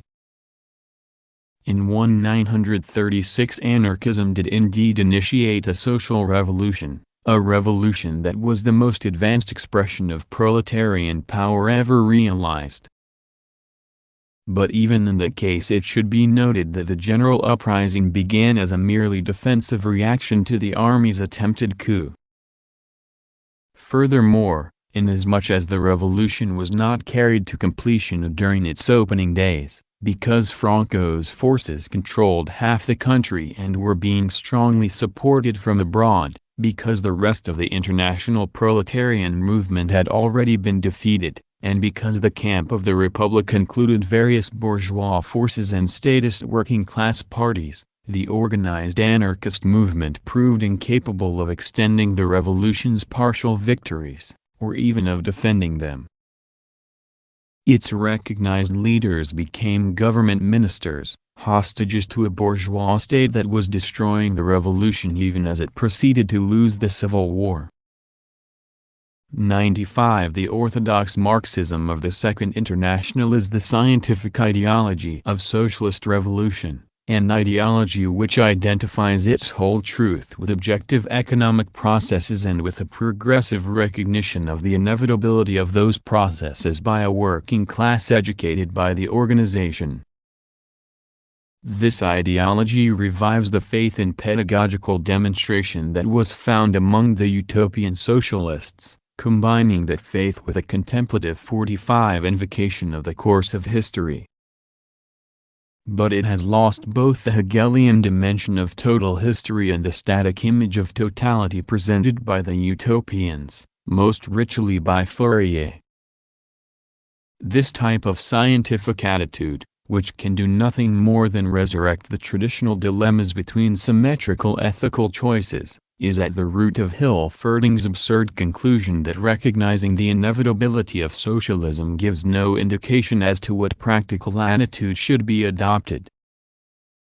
For it is one thing to recognize that something is inevitable, and quite another to put oneself in the service of that inevitability, finance capital. Those who failed to realize that for Marx and for the revolutionary proletariat, unitary historical thought was in no way distinct from a practical attitude to be adopted generally ended up becoming victims of the practice they did adopt. 96. The ideology of the social democratic organizations put those organizations under the control of the professors who were educating the working class, and their organizational forms corresponded to this type of passive apprenticeship. The participation of the Socialists of the Second International in political and economic struggles was admittedly concrete, but it was profoundly uncritical. It was a manifestly reformist practice carried on in the name of an illusory revolutionism. This ideology of revolution inevitably foundered on the very successes of those who proclaimed it. The elevation of socialist journalists and parliamentary representatives above the rest of the movement encouraged them to become habituated to a bourgeois lifestyle. Most of them had in any case been recruited from the bourgeois intelligentsia, while industrial workers who had been recruited out of struggles in the factories were transformed by the labor union bureaucracy into brokers of labor power, whose task was to make sure that that commodity was sold at a fair price. For the activity of all these people to have retained any appearance of being revolutionary, capitalism would have had to have turned out to be conveniently incapable of tolerating this economic reformism, despite the fact that it had no trouble tolerating the legalistic political expressions of the same reformism. The Social Democrats' scientific ideology confidently affirmed that capitalism could not tolerate these economic reforms, but history repeatedly proved them wrong. 97. Bernstein, the Social Democrat least attached to political ideology and most openly attached to the methodology of bourgeois science, was honest enough to point out this contradiction, a contradiction which had also been revealed by the reformist movement of the English workers, who never bothered to invoke any revolutionary ideology. But it was historical development itself which ultimately provided the definitive demonstration. Although full of illusions in other regards, Bernstein had denied that a crisis of capitalist production would miraculously force the hand of the socialists, who wanted to inherit the revolution only by way of this orthodox ritual. The profound social upheaval provoked by World War I, though it led to widespread awakenings of radical consciousness, twice demonstrated that the social democratic hierarchy had failed to provide the German workers with a revolutionary education capable of turning them into theorists. First, when the overwhelming majority of the party rallied to the imperialist war, then, following the German defeat, when the party crushed the Spartacist revolutionaries. The ex-worker Ebert, who had become one of the social democratic leaders, apparently still believed in sin since he admitted that he hated revolution like sin. And he proved himself a fitting precursor of the socialist representation that was soon to emerge as the mortal enemy of the proletariat in Russia and elsewhere, when he accurately summed up the essence of this new form of alienation: socialism means working a lot. 98. As a Marxist thinker, Lenin was simply a faithful and consistent Trotskyist who applied the revolutionary ideology of orthodox Marxism within the conditions existing in Russia, conditions which did not lend themselves to the reformist practice carried on elsewhere by the Second International. The Bolshevik practice of directing the proletariat from outside, by means of a disciplined underground party under the control of intellectuals who had become professional revolutionaries, became a new profession, a profession that refused to negotiate or compromise with any of the professional ruling strata of capitalist society. The Tsarist regime was in any case incapable of offering any opportunities for such compromise, which depends on an advanced stage of bourgeois power. As a result of this intransigence, the Bolsheviks ended up practicing the profession of totalitarian social domination. 99. With the war and the collapse of international social democracy in the face of that war, the authoritarian ideological radicalism of the Bolsheviks was able to spread its influence all over the world. The bloody end of the democratic illusions of the workers' movement transformed the entire world into a Russia, and Bolshevism, reigning over the first revolutionary breakthrough engendered by this period of crisis, offered its hierarchical and ideological model to the proletariat of all countries, urging them to adopt it in order to speak Russian to their own ruling classes. Lenin did not reproach the Marxism of the Second International for being a revolutionary ideology, but for ceasing to be a revolutionary ideology. 100 The historical moment when Bolshevism triumphed for itself in Russia and social democracy fought victoriously for the old world marks the inauguration of the state of affairs that is at the heart of the modern spectacle's domination. The representation of the working class has become an enemy of the working class. 101 In all previous revolutions, wrote Rosa Luxemburg in Die Rotfahne of December 2, 1918, the combatants faced each other openly and directly, class against class, program against program. In the present revolution, the troops protecting the old order are not fighting under the insignia of the ruling class, but under the banner of a social democratic party. If the central question of revolution was posed openly and honestly, capitalism or socialism, the great mass of the proletariat would today have no doubts or hesitations. Thus, a few days before its destruction, the radical current of the German proletariat discovered the secret of the new conditions engendered by the whole process that had gone before, a development to which the representation of the working class had greatly contributed, the spectacular organization of the ruling order's defense, the social reign of appearances where no central question can any longer be posed openly and honestly. The revolutionary representation of the proletariat had at this stage become both the primary cause and the central result of the general falsification of society. 102 The organization of the proletariat on the Bolshevik model resulted from the backwardness of Russia and from the abandonment of revolutionary struggle by the workers' movements of the advanced countries, and those same backward conditions also tended to foster the counter-revolutionary aspects that form of organization had unconsciously contained from its inception. The repeated failure of the mass of the European workers' movement to take advantage of the hiatus, high salta of the 1918 to 1920 period, a failure which included the violent destruction of its own radical minority, contributed to the consolidation of the Bolshevik development and enabled that fraudulent outcome to present itself to the world as the only possible proletarian solution. By seizing a state monopoly as sole representative and defender of working-class power, the Bolshevik Party justified itself and became what it already was, the party of the owners of the proletariat, a party ownership that essentially eliminated earlier forms of property.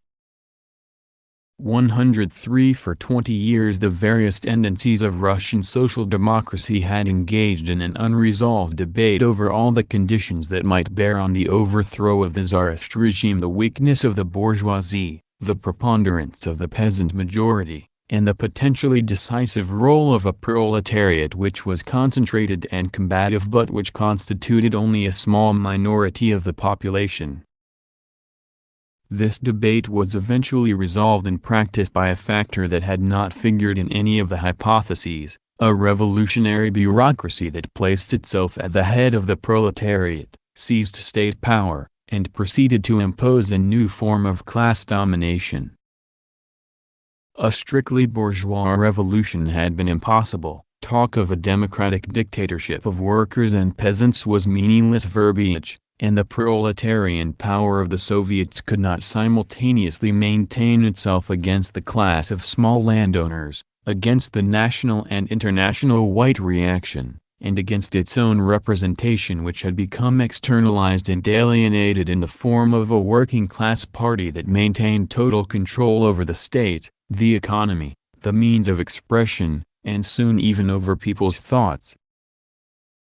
Trotsky and Parvis's theory of permanent revolution, which Lenin adopted in April 1917, was the only theory that proved true for countries with underdeveloped bourgeoisies, but it became true only after this unforeseen factor of bureaucratic class power came into the picture. In the numerous conflicts within the Bolshevik leadership, Lenin was the most consistent advocate of concentrating dictatorial power in the hands of this supreme ideological representation. Lenin was right every time in the sense that he invariably supported the solution implied by the earlier choices of the minority that now exercised absolute power. The democracy that was kept from the peasants by means of the state would have to be kept from the workers as well, which led to denying it to communist union leaders and to party members in general, and finally to the highest ranks of the party hierarchy. At the 10th Congress, as the Kronstadt Soviet was being crushed by arms and buried under a barrage of slander, Lenin attacked the radical left bureaucrats who had formed a workers' opposition faction with the following ultimatum, the logic of which Stalin would later extend to an absolute division of the world: you can stand here with us, or against us out there with a gun in your hand, but not within some opposition. We've had enough opposition.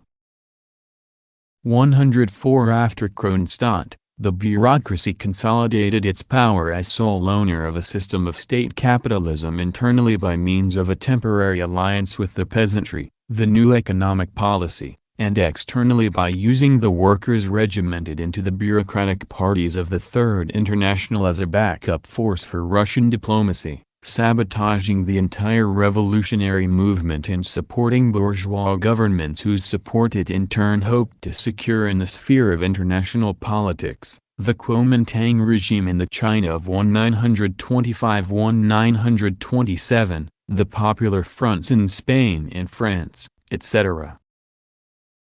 The Russian bureaucracy then carried this consolidation of power to the next stage by subjecting the peasantry to a reign of terror, implementing the most brutal primitive accumulation of capital in history.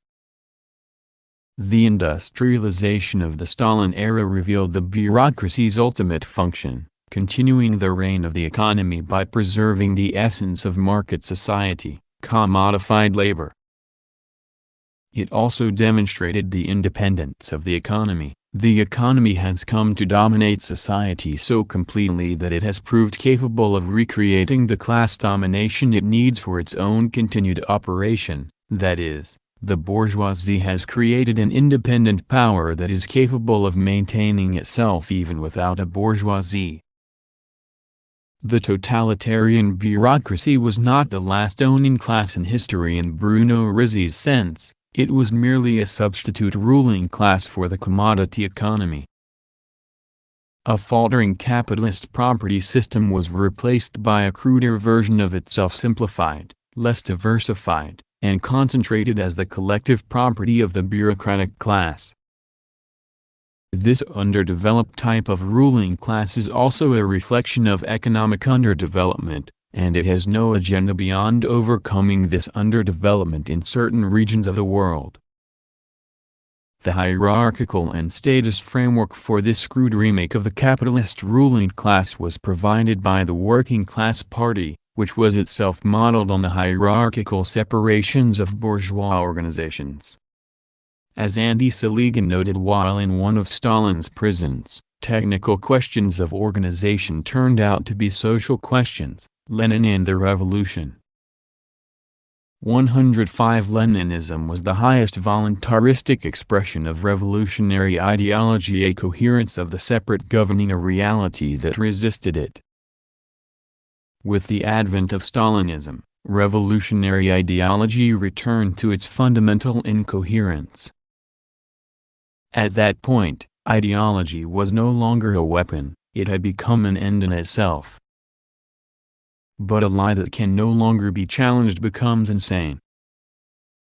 The totalitarian ideological pronouncement obliterates reality as well as purpose. Nothing exists but what it says exists.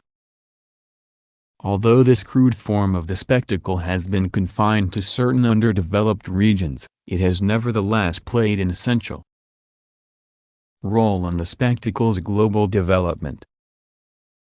This particular materialization of ideology did not transform the world economically, as did advanced capitalism. It simply used police-state methods to transform people's perception of the world.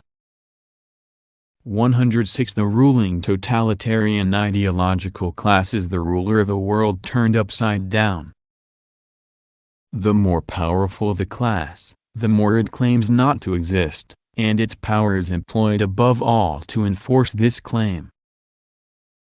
It is modest only on this one point, however, because this officially non-existent bureaucracy simultaneously attributes the crowning achievements of history to its own infallible leadership. Though its existence is everywhere in evidence, the bureaucracy must be invisible as a class. As a result, all social life becomes insane. The social organization of total falsehood stems from this fundamental contradiction. 107. Stalinism was also a reign of terror within the bureaucratic class. The terrorism on which this class's power was based inevitably came to strike the class itself, because this class has no juridical legitimacy, no legally recognized status as an owning class which could be extended to each of its members. Its ownership has to be masked because it is based on false consciousness. This false consciousness can maintain its total power only by means of a total reign of terror in which all real motives are ultimately obscured. The members of the ruling bureaucratic class have the right of ownership over society only collectively. As participants in a fundamental lie, they have to play the role of the proletariat governing a socialist society. They have to be actors faithful to a script of ideological betrayal. Yet they cannot actually participate in this counterfeit entity unless their legitimacy is validated.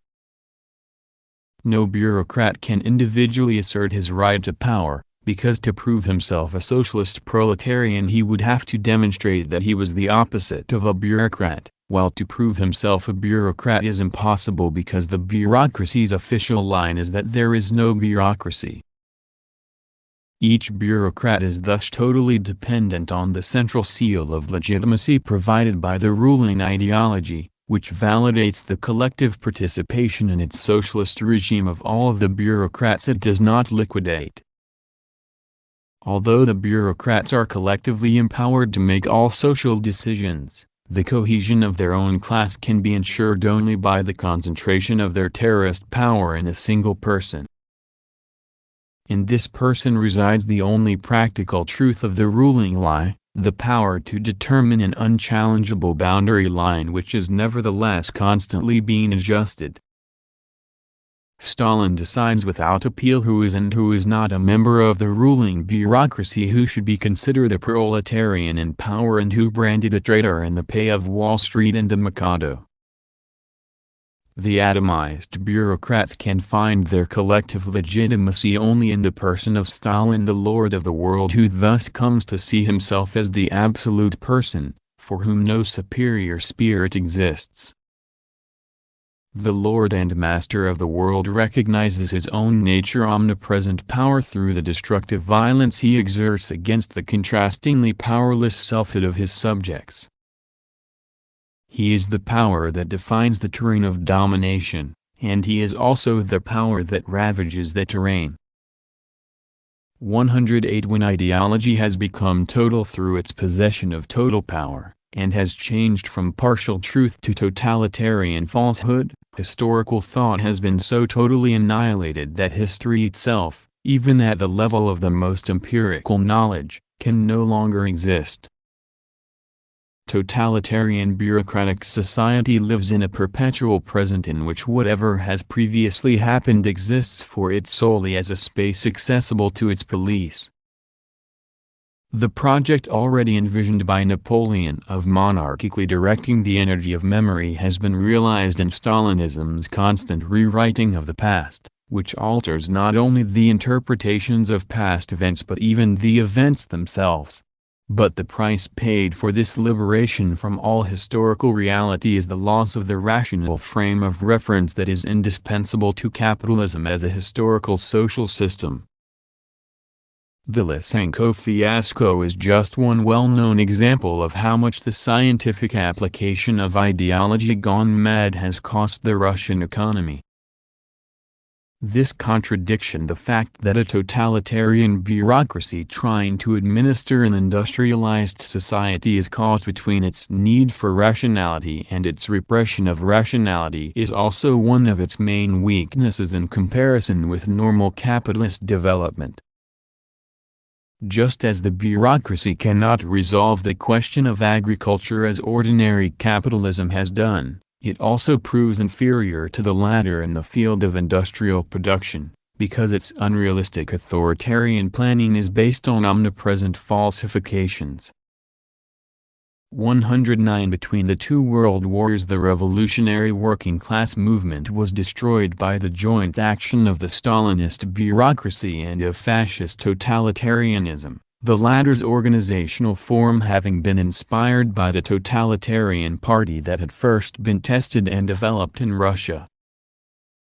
Fascism was a desperate attempt to defend the bourgeois economy from the dual threat of crisis and proletarian subversion, a state of siege in which capitalist society saved itself by giving itself an emergency dose of rationalization in the form of massive state intervention. But this rationalization is hampered by the extreme irrationality of its methods. Although fascism rallies to the defense of the main icons of a bourgeois ideology that has become conservative, family, private property, moral order, patriotism, while mobilizing the petty bourgeoisie and the unemployed workers who are panic-stricken by economic crises or disillusioned by the socialist movement's failure to bring about a revolution, it is not itself fundamentally ideological. It presents itself as what it is: a violent resurrection of myth calling for participation in a community defined by archaic pseudo-values, race, blood, leader. Fascism is a technologically equipped primitivism. Its factitious mythological rehashes are presented in the spectacular context of the most modern means of conditioning and illusion. It is thus a significant factor in the formation of the modern spectacle, and its role in the destruction of the old working class movement also makes it one of the founding forces of present-day society. But since it is also the most costly method of preserving the capitalist order, it has generally ended up being pushed to the back of the stage and replaced by the major capitalist states, which represent stronger and more rational forms of that order.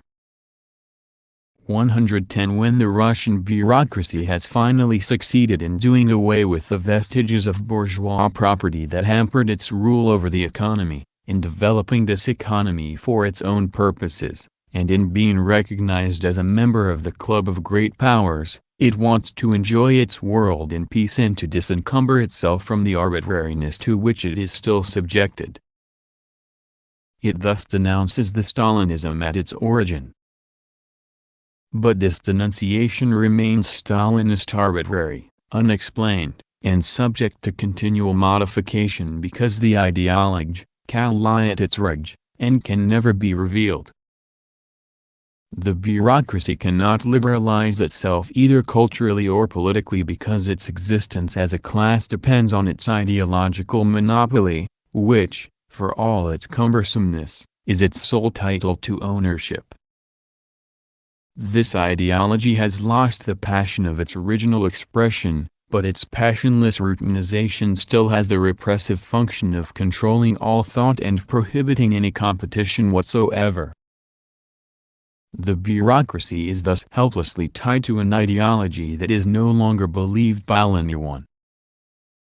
The power that used to inspire terror now inspires ridicule, but this ridiculed power must still defend itself with the threat of resorting to the terrorizing force it would like to be rid of. Thus, At the very time when the bureaucracy hopes to demonstrate its superiority on the terrain of capitalism, it reveals itself to be a poor cousin of capitalism.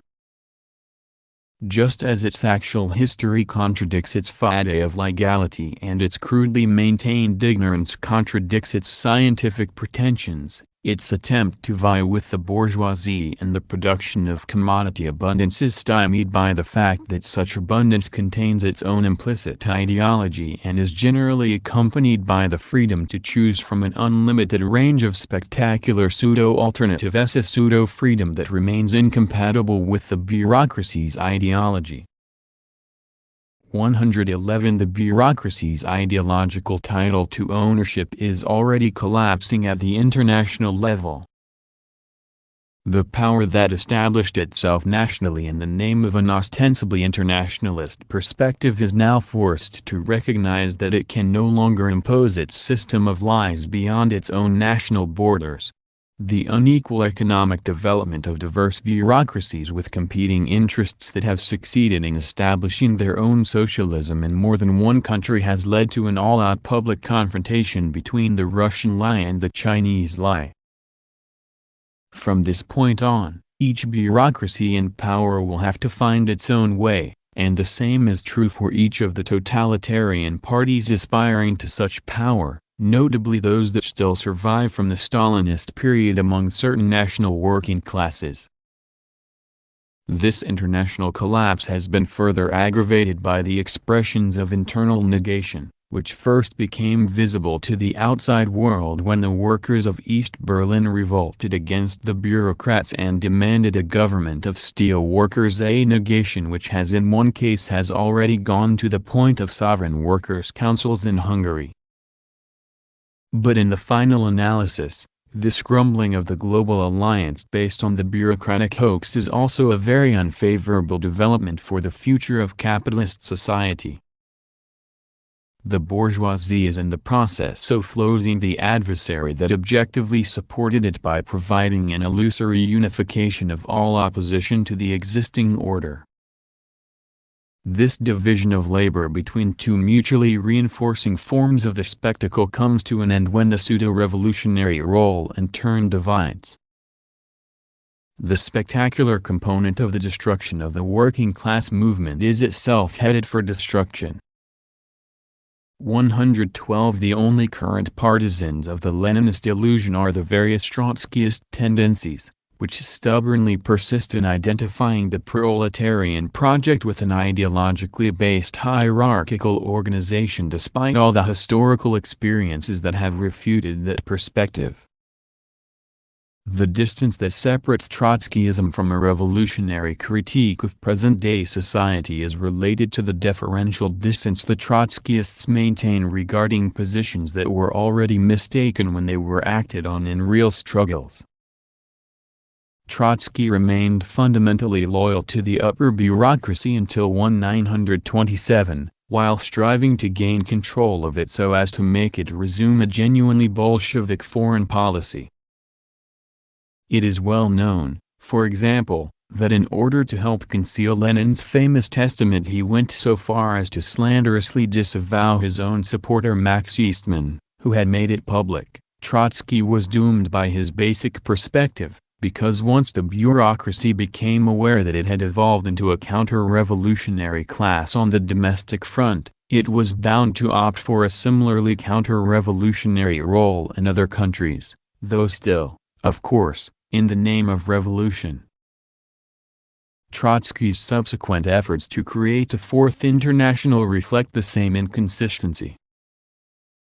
Once he had become an unconditional partisan of the Bolshevik form of organization, which he did during the Second Russian Revolution, he refused for the rest of his life to recognize that the bureaucracy was a new ruling class. When Lukács, in 1923, presented this same organizational form as the long-sought link between theory and practice, in which proletarians cease being mere spectators of the events that occur in their organization and begin consciously choosing and experiencing those events, he was describing as merits of the Bolshevik Party everything that party was not. Despite his profound theoretical work, Lukács remained an ideologue, speaking in the name of the power that was most grossly alien to the proletarian movement, yet believing and pretending that he found himself completely at home with it. As subsequent events demonstrated how that power disavows and suppresses its lackeys, Lukács's endless self-repudiations revealed with caricatural clarity that he had identified with the total opposite of himself and of everything he had argued for in history and class consciousness. No one better than Lukács illustrates the validity of the fundamental rule for assessing all the intellectuals of this century: what they respect is a precise measure of their own degradation. Yet Lenin had hardly encouraged these sorts of illusions about his activities. On the contrary, he acknowledged that a political party cannot examine its members to see if there are contradictions between their philosophy and the party program. The party whose idealized portrait Lukács had so inopportunely drawn was in reality suited for only one very specific and limited task: the seizure of state power. 113 Since the neo-Leninist illusion carried on by present-day Trotskyism is constantly being contradicted by the reality of modern capitalist societies, both bourgeois and bureaucratic, it is not surprising that it gets its most favorable reception in the nominally independent underdeveloped countries, where the local ruling class's versions of bureaucratic state socialism end up amounting to little more than a mere ideology of economic development. The hybrid composition of these ruling classes tends to correspond to their position within the bourgeois bureaucratic spectrum. Their international maneuvering between those two poles of capitalist power, along with their numerous ideological compromises, notably with Islam, stemming from their heterogeneous social basis, end up removing from these degraded versions of ideological socialism everything serious except the police.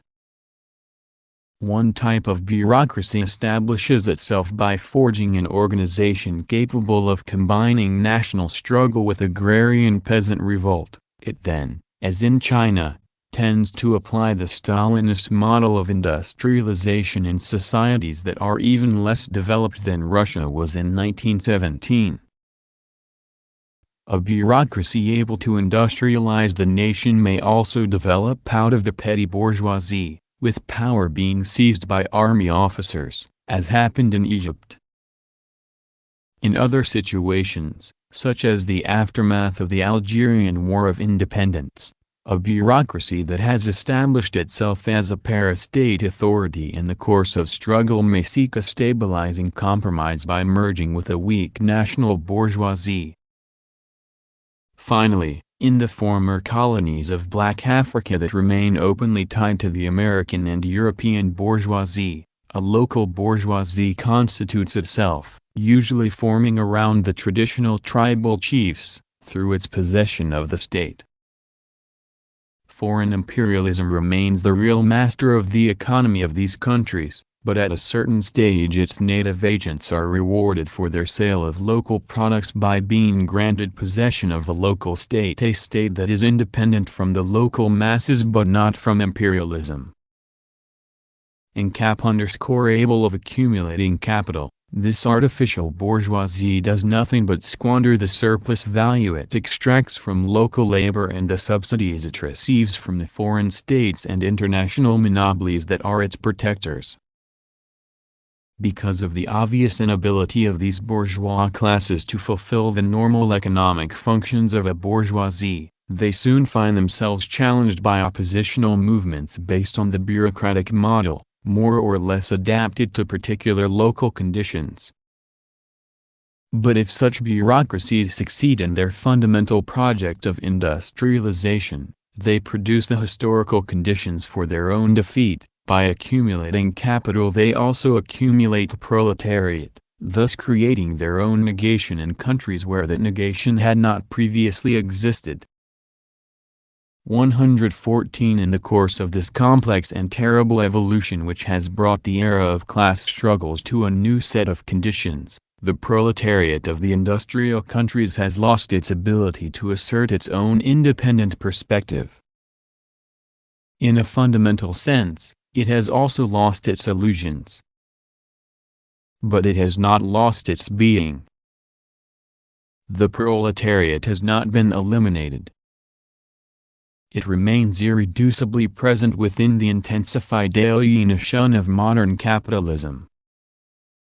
It consists of that vast majority of workers who have lost all power over their lives and who, once they become aware of this, redefine themselves as the proletariat, the force working to negate this society from within. This proletariat is being objectively reinforced by the virtual elimination of the peasantry and by the increasing degree to which the service sectors and intellectual professions are being subjected to factory-like working conditions. Subjectively, however, this proletariat is still far removed from any practical class consciousness, and this goes not only for white-collar workers but also for blue-collar workers, who have yet to become aware of any perspective beyond the impotence and deceptions of the old politics. But when the proletariat discovers that its own externalized power contributes to the constant reinforcement of capitalist society, no longer only in the form of its alienated labor but also in the form of the labor unions, political parties, and state powers that it had created in the effort to liberate itself, it also discovers through concrete historical experience that it is the class that must totally oppose all rigidified externalizations and all specializations of power.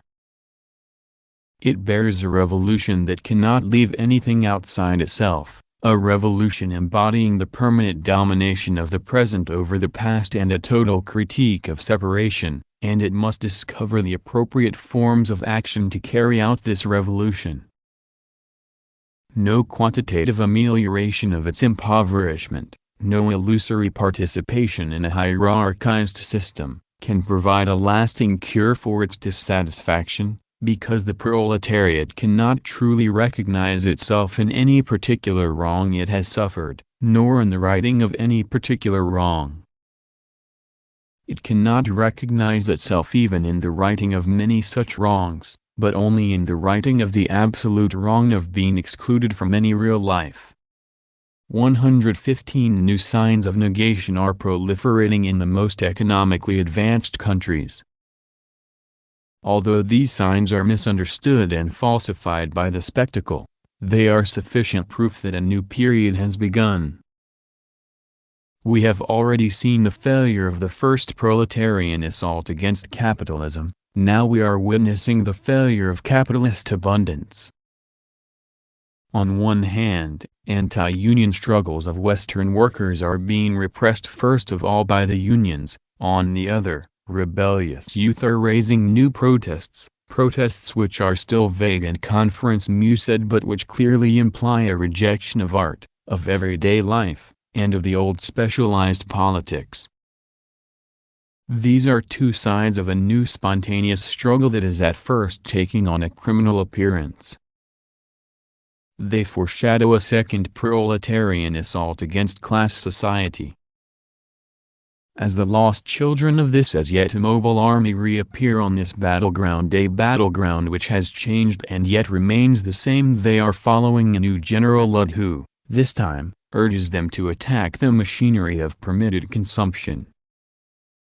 116 The long-sought political form through which the working class could carry out its own economic liberation has taken on a clear shape in this century, in the form of revolutionary workers' councils that assume all decision-making and executive powers and that federate with each other by means of delegates who are answerable to their base and revocable at any moment. The councils that have actually emerged have as yet provided no more than a rough hint of their possibilities because they have immediately been opposed and defeated by class society's various defensive forces, among which their own false consciousness must often be included. As Paikowick rightly stressed, opting for the power of workers' councils poses problems rather than providing a solution. But it is precisely within this form of social organization that the problems of proletarian revolution can find their real solution. This is the terrain where the objective preconditions of historical consciousness are brought together, the terrain where active direct communication is realized, marking the end of specialization, hierarchy and separation, and the transformation of existing conditions into conditions of unity. In this process, proletarian subjects can emerge from their struggle against their contemplative position. Their consciousness is equal to the practical organization they have chosen for themselves, because this consciousness has become inseparable from coherent intervention in history. 117 With the power of the councils, a power that must internationally supplant all other forms of power, the proletarian movement becomes its own product. This product is nothing other than the producers themselves, whose goal has become nothing other than their own fulfillment. Only in this way can the spectacle's negation of life be negated in its turn. 118 The appearance of workers' councils during the first quarter of this century was the most advanced expression of the old proletarian movement, but it was unnoticed or forgotten, except in travestied forms, because it was repressed and destroyed along with all the rest of the movement. Now, from the vantage point of the new stage of proletarian critique, the councils can be seen in their true light as the only undefeated aspect of a defeated movement. The historical consciousness that recognizes that the councils are the only terrain in which it can thrive can now see that they are no longer at the periphery of a movement that is subsiding, but at the center of a movement that is rising. 119 A revolutionary organization that exists before the establishment of the power of workers' councils will discover its own appropriate form through struggle, but all these historical experiences have already made it clear that it cannot claim to represent the working class. Its task, rather, is to embody a radical separation from the world of separation. 120 Revolutionary organization is the coherent expression of the theory of praxis entering into two-way communication with practical struggles, in the process of becoming practical theory. Its own practice is to foster the communication and coherence of these struggles. At the revolutionary moment when social separations are dissolved, the organization must dissolve itself as a separate organization. 121 A revolutionary organization must constitute an integral critique of society, that is, it must make a comprehensive critique of all aspects of alienated social life while refusing to compromise with any form of separate power anywhere in the world. In the organization's struggle against class society, the combatants themselves are the fundamental weapons. A revolutionary organization must thus see to it that the dominant society's conditions of separation and hierarchy are not reproduced within itself. It must constantly struggle against its deformation by the ruling spectacle. The only limit to participation in the organization's total democracy is that each of its members must have recognized and appropriated the coherence of the organization's critique, a coherence that must be demonstrated both in the critical theory as such and in the relation between that theory and practical activity.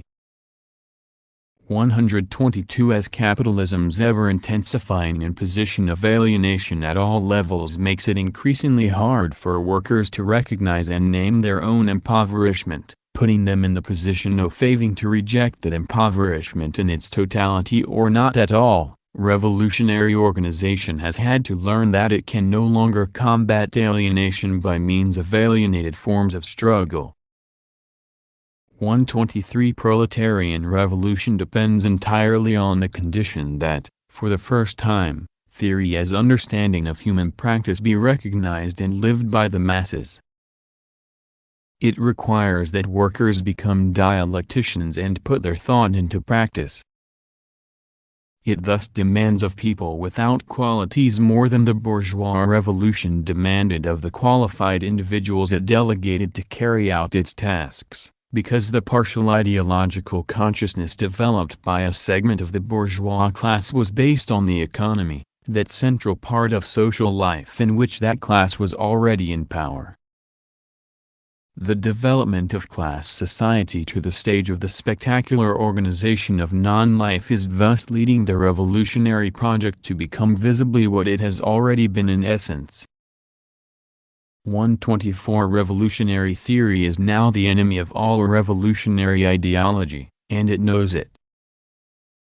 Chapter S. Time and History 0. Gentlemen, the time of life is short, and if we live to tread on kings.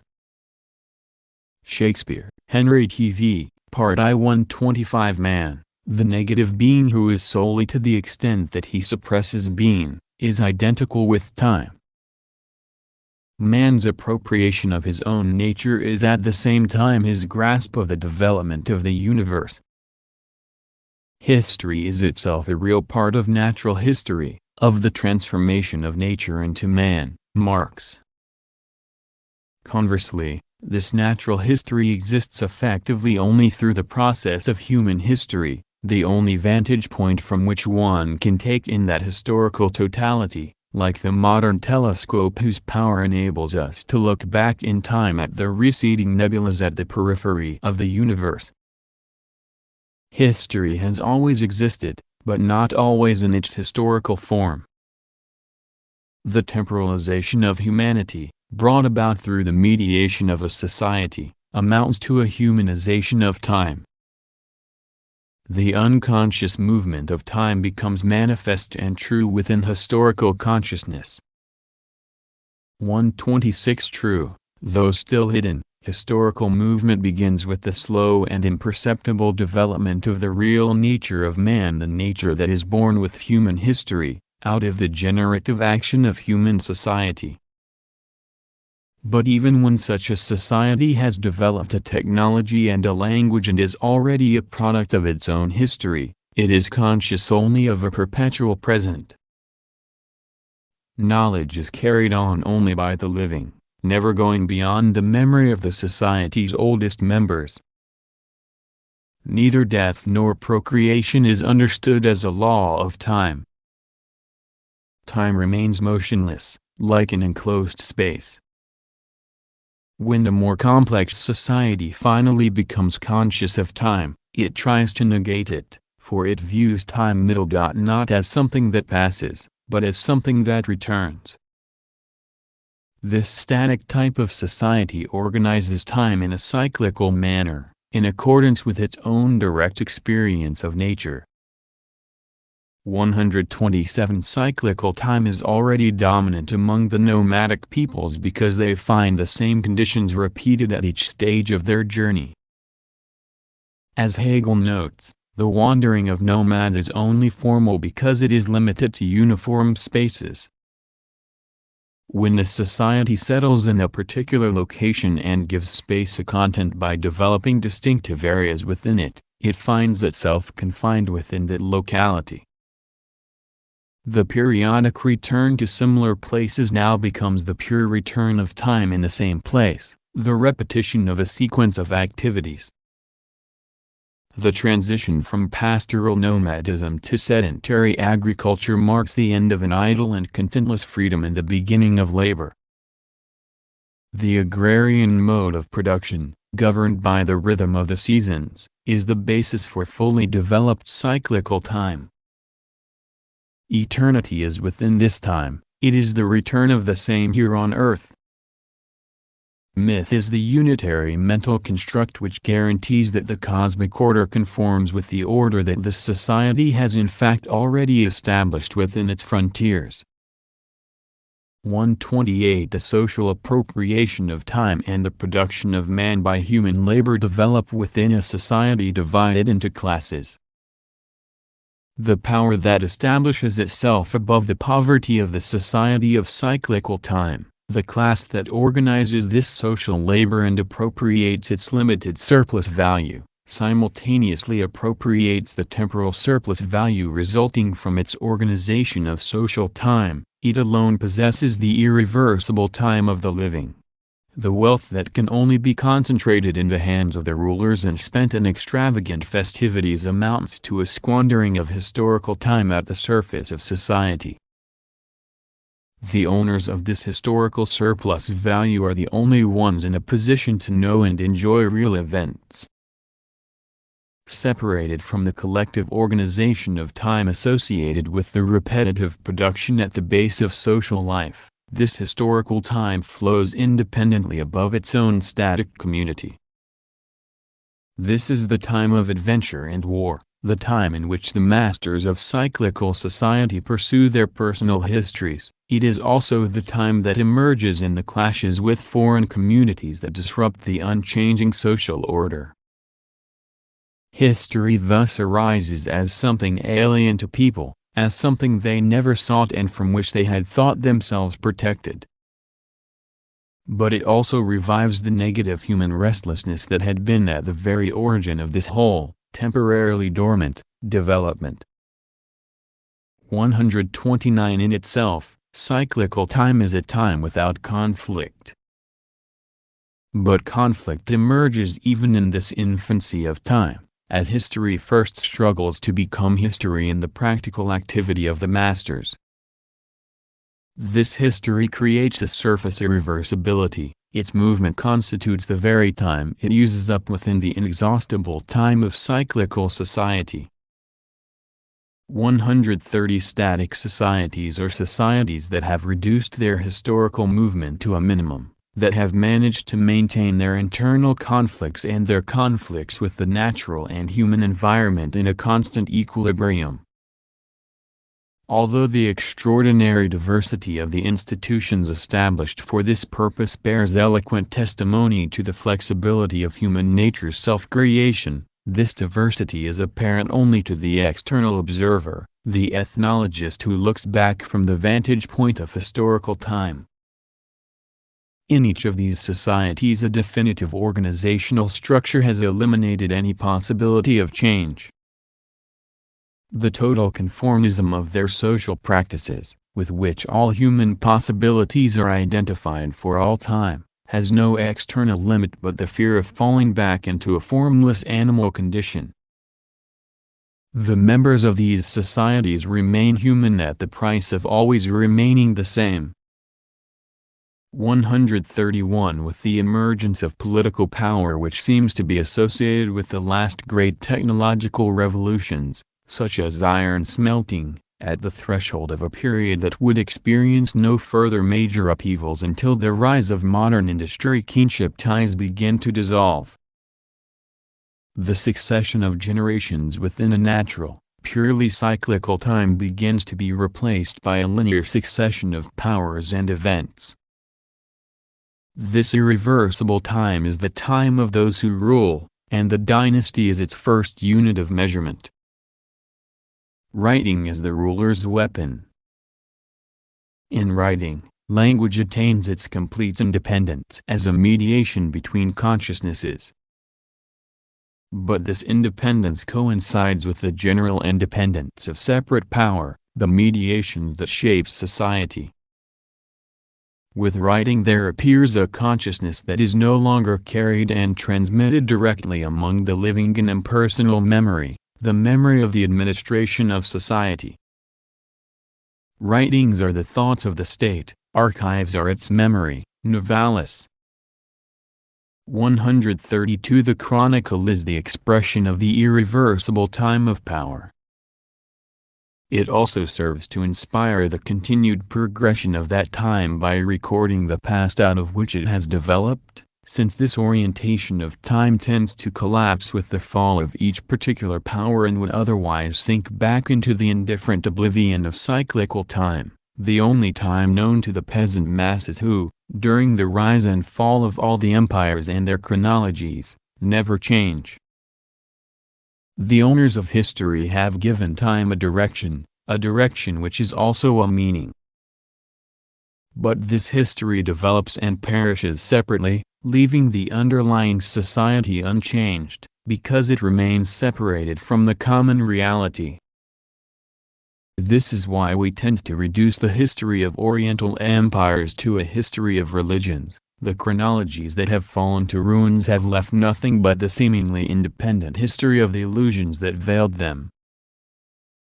The masters who used the protection of myth to make history their private property did so first of all in the realm of illusion. In China and Egypt, for example, they long held a monopoly on the immortality of the soul, and their earliest officially recognized dynasties were nothing but imaginary reconstructions of the past. But this illusory ownership by the masters was the only ownership then possible, both of the common history and of their own history. As their real historical power expanded, this illusory mythical ownership became increasingly vulgarized. All these consequences flowed from the simple fact that as the masters played the role of mythically guaranteeing the permanence of cyclical time, as in the seasonal rites performed by the Chinese emperors, they themselves achieved a relative liberation from cyclical time. 133 The dry, unexplained chronology that a deified authority offered to its subjects, who were supposed to accept it as the earthly fulfillment of mythic commandments, was destined to be transcended and transformed into conscious history. But for this to happen, sizable groups of people had to have experienced real participation in history. Out of this practical communication between those who have recognized each other as possessors of a unique present, who have experienced a qualitative richness of evidence in their own activity and who are at home in their own era, arises the general language of historical communication. Those for whom irreversible time truly exists discover in it both the memorable and the threat of oblivion. Herodotus of Halicarnassus here presents the results of his researches, so that time will not abolish the deeds of men. 134 Examining history amounts to examining the nature of power.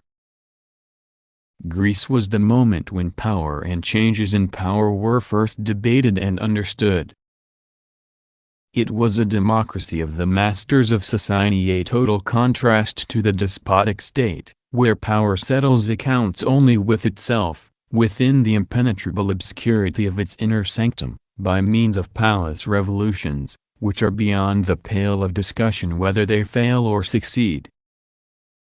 But the shared power in the Greek communities was limited to spending a social life whose production remained the separate and static domain of the servile class. The only people who lived were those who did not work. The divisions among the Greek communities and their struggles to exploit foreign cities were the externalized expression of the internal principle of separation on which each of them was based. Although Greece had dreamed of universal history, it did not succeed in unifying itself in the face of foreign invasion, or even in unifying the calendars of its independent city-states. Historical time became conscious in Greece, but it was not yet conscious of itself. 135 The disappearance of the particular conditions that had fostered the Greek communities brought about a regression of Western historical thought, but it did not lead to a restoration of the old mythic structures. The clashes of the Mediterranean peoples and the rise and fall of the Roman state gave rise instead to semi-historical religions, which became a new armor for separate power and basic components of a new consciousness of time. 136 The monotheistic religions were a compromise between myth and history, between the cyclical time that still governed the sphere of production and the irreversible time that was the theater of conflicts and regroupings among different peoples. The religions that evolved out of Judaism were abstract universal acknowledgments of an irreversible time that had become democratized and open to all, but only in the realm of illusion. Time is totally oriented toward a single final event: the kingdom of God is coming soon. These religions were rooted in the soil of history, but they remained radically opposed to history. The semi-historical religions establish a qualitative point of departure in time, the birth of Christ, the flight of Muhammad, but their irreversible time introducing an accumulation that would take the form of conquest in Islam and of increasing capital in Reformation. Christianity is inverted in religious thought and becomes a sort of countdown, waiting for time to run out before the Last Judgment and the advent of the other, true world. Eternity has emerged from cyclical time, as something beyond it. It is also the element that restrains the irreversibility of time, suppressing history within history itself by positioning itself on the other side of irreversible time as a pure point into which cyclical time returns and disappears. Bossuet will still say, by way of time, which passes, we enter eternity, which does not pass. 137. The Middle Ages, an incomplete mythical world whose consummation lay outside itself, is the period when cyclical time, though still governing the major part of production, really begins to be undermined by history. An element of irreversible time is recognized in the successive stages of each individual's life. Life is seen as a one-way journey through a world whose meaning lies elsewhere. The pilgrim is the person who leaves cyclical time behind and actually becomes the traveler that everyone else is symbolically. Personal historical life still finds its fulfillment within the sphere of the ruling powers, in struggles waged by those powers or in struggles over disputed power, but the ruler's irreversible time is now shared to an unlimited degree due to the general unity brought about by the oriented time of the Christian era, a world of armed faith, where the adventures of the masters revolve around fealty and disputes over who owes fealty to whom. Feudal society was born from the merging of the organizational structures of the conquering armies that developed in the process of conquest with the productive forces found in the conquered regions, the German ideology, and the factors contributing to the organization of those productive forces included the religious language in which they were expressed. Social domination was divided between the church and the state, the latter power being in turn subdivided in the complex relations of suzerainty and vassalage within and between rural domains and urban communities. This diversification of potential historical life reflected the gradual emergence, following the failure of that great official enterprise of the medieval world, the Crusades, of the era's unnoticed innovation, the irreversible time that was silently undermining the society, the time experienced by the bourgeoisie in the production of commodities, in the foundation and expansion of cities, and in the commercial discovery of the planet, a practical experimentation that destroyed every mythical organization of the cosmos once and for all.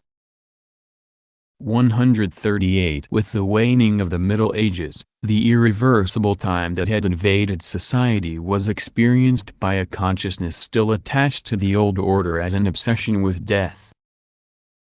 This was the melancholy of the world passing away, the last world where the security of myth still counterbalanced history, and for this melancholy all earthly things move inevitably toward decay. The great peasant revolts of Europe were also an attempt to respond to history, a history that was violently wresting the peasants from the patriarchal slumber that had been imposed by their feudal guardians. The millenarians' utopian aspiration of creating heaven on earth revived a dream that had been at the origin of the semi-historical religions, when the early Christian communities, like the Judaic messianism from which they had sprung, responded to the troubles and misfortunes of their time by envisioning the imminent realization of the kingdom of God, thereby adding an element of unrest and subversion to ancient society. When Christianity reached the point of sharing power within the empire, it denounced whatever still remained of this hope as mere superstition. This is what Augustine was doing when, in a formula that can be seen as the archetype of all of the modern ideological apologetics, he declared that the kingdom of God had in fact already come long ago, that it was nothing other than the established church. The social revolts of the millenarian peasantry naturally began by defining their goal as the overthrow of that church. But millenarianism developed in a historical world, not on the terrain of myth. Modern revolutionary hopes are not irrational continuations of the religious passion of millenarianism, as Norman Cohn thought he had demonstrated in The Pursuit of the Millennium.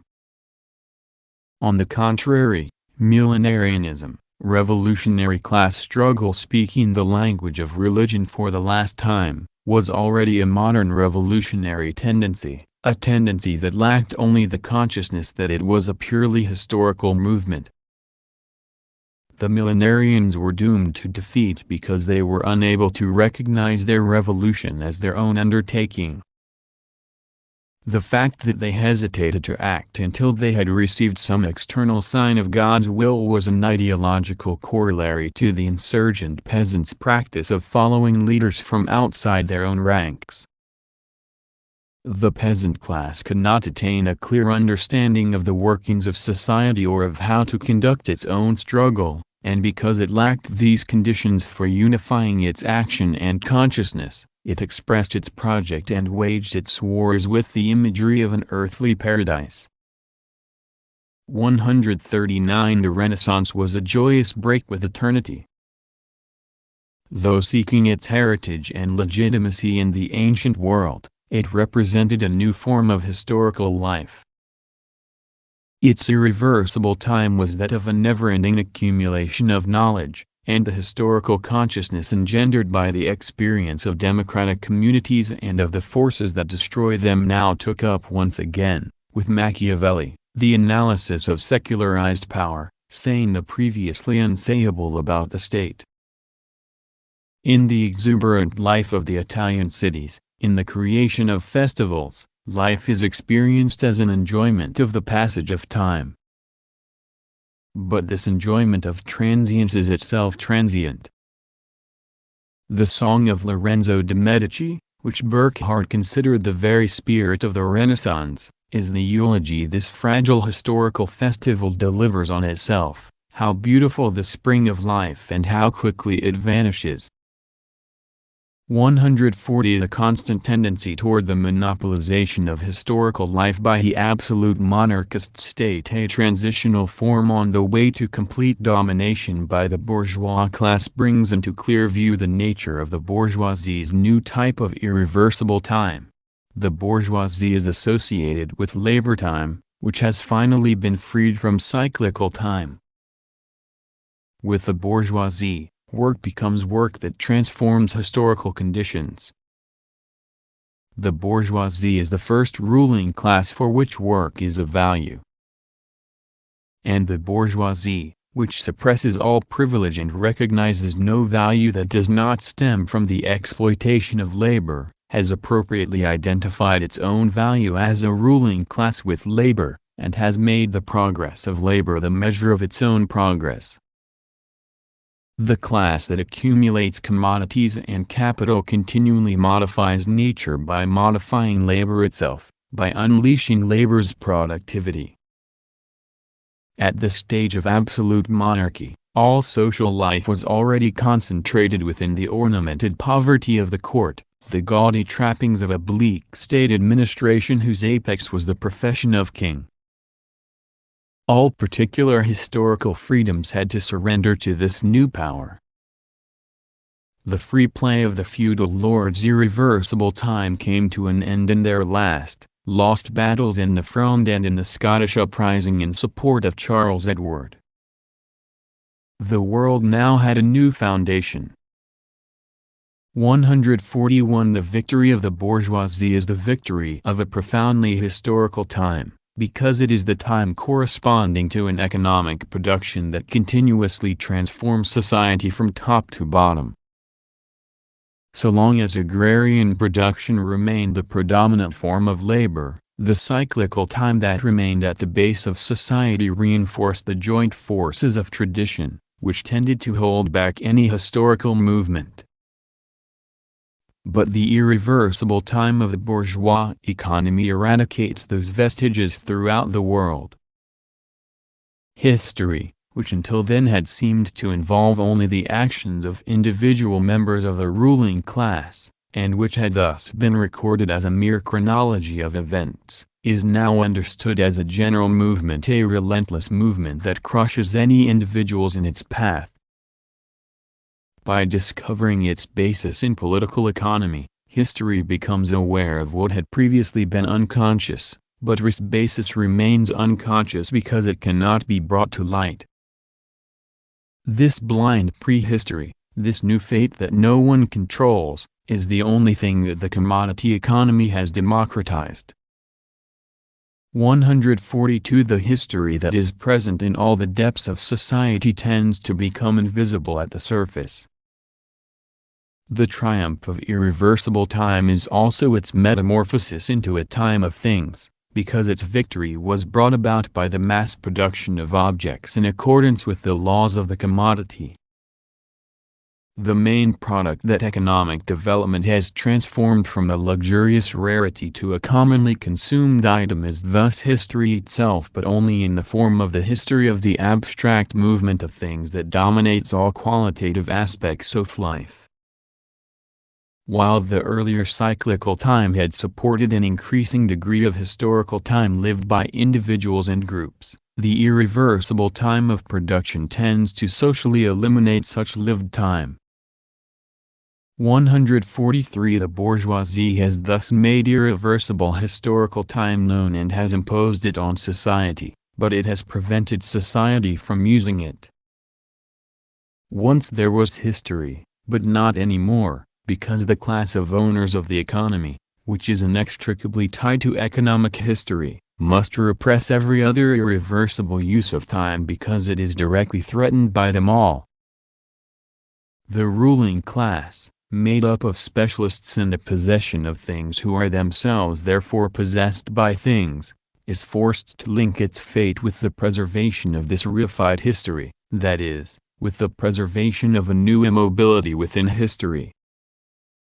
Meanwhile, the worker at the base of society is for the first time not materially estranged from history, because the irreversible movement is now generated from that base. By demanding to live the historical time that it produces, the proletariat discovers the simple, unforgettable core of its revolutionary project, and each previously defeated attempt to carry out this project represents a possible point of departure for a new historical life. 144 The irreversible time of the bourgeoisie that had just seized power was at first called by its own name and assigned an absolute origin, year 1 of the Republic.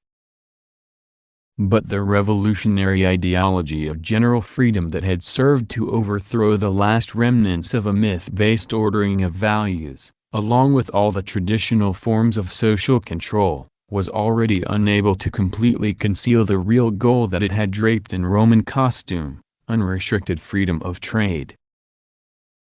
Commodity society, discovering its need to restore the passivity that it had so profoundly shaken in order to establish its own unchallenged rule, now found that, for its purposes, Christianity with its cult of man in the abstract, is the most fitting form of religion, capital. The bourgeoisie thus entered into a compromise with that religion, a compromise also reflected in its presentation of time. The revolutionary calendar was abandoned and irreversible time returned to the straitjacket of a duly extended Christian era. 145 With the development of capitalism, irreversible time has become globally unified. Universal history becomes a reality because the entire world is brought under the sway of this time's development. But this history that is everywhere simultaneously the same is as yet nothing but an intrahistorical rejection of history. What appears the world over as the same day is merely the time of economic production, time cut up into equal abstract fragments. This unified irreversible time is the time of the global market, and thus also the time of the global spectacle. 146 The irreversible time of production is first of all the measure of commodities.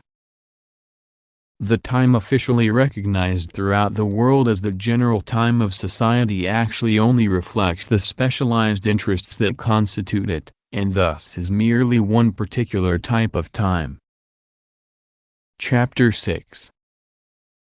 Spectacular time. We have nothing of our own except time, which even the homeless can experience. Baltasar Grayson, The Art of Worldly Wisdom 147. The time of production. Commodified time is an infinite accumulation of equivalent intervals. It is irreversible time made abstract, in which each segment need only demonstrate by the clock its purely quantitative equality with all the others. It has no reality apart from its exchangeability. Under the social reign of commodified time, time is everything, man is nothing, he is at most the carcass of time, the poverty of philosophy. This devalued time is the complete opposite of time as terrain of human development. 148. This general time of human non-development also has a complementary aspect, a consumable form of time based on the present mode of production and manifesting itself in everyday life as a pseudo-cyclical time. 149. This pseudo-cyclical time is in fact merely a consumable disguise of the production system's commodified time.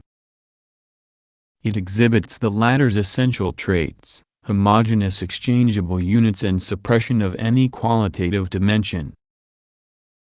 But as a byproduct of commodified time, whose function is to promote and maintain the backwardness of everyday life, it is loaded with pseudo-valorizations and manifests itself as a succession of pseudo-individualized moments. 150. Pseudo-cyclical time is associated with the consumption of modern economic survival, the augmented survival in which everyday experience is cut off from decision-making and subjected no longer to the natural order, but to the pseudo-nature created by alienated labor.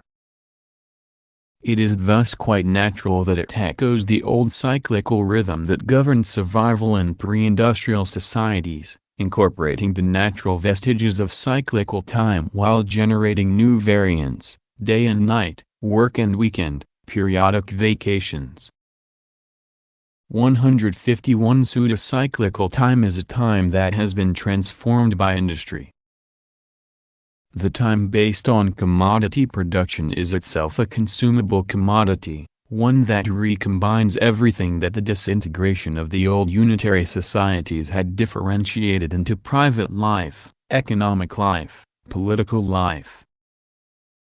The entire consumable time of modern society ends up being treated as raw material for various new products put on the market as socially controlled uses of time. A product that already exists in a form suitable for consumption may nevertheless serve as raw material for some other product, capital. 152. In its most advanced sectors, concentrated capitalism is increasingly tending to market fully equipped blocks of time, each functioning as a unified commodity common underscoring a variety of other commodities. In the expanding economy of services and leisure activities, the payment for these blocks of time is equally unified, everything's included, whether it is a matter of spectacular living environments, touristic pseudo-travel, subscriptions to cultural consumption, or even the sale of sociability itself in the form of exciting conversations and meetings with celebrities. Spectacular commodities of this type, which would obviously never sell were it not for the increasing impoverishment of the realities they parody, just as obviously reflect the modernization of sales techniques by being payable on credit. 153. Consumable pseudo-cyclical time is spectacular time, both in the narrow sense as time spent consuming images and in the broader sense as image of the consumption of time. The time spent consuming images which in turn serve to publicize all the other commodities, is both the particular terrain where the spectacle's mechanisms are most fully implemented and the general goal that those mechanisms present, the focus and epitome of all particular consumptions. Thus, the time that modern society is constantly seeking to save by increasing transportation speeds or using packaged soups ends up being spent by the American population in watching television 3 to 6 hours a day. As for the social image of the consumption of time, it is exclusively dominated by leisure time and vacations moments portrayed, like all spectacular commodities, at a distance and as desirable by definition. These commodified moments are explicitly presented as moments of real life, whose cyclical return we are supposed to look forward to. But all that is really happening is that the spectacle is displaying and reproducing itself at a higher level of intensity. What is presented as true life turns out to be merely a more truly spectacular life. 154 Although the present age presents its time to itself as a series of frequently recurring festivities, it is an age that knows nothing of real festivals.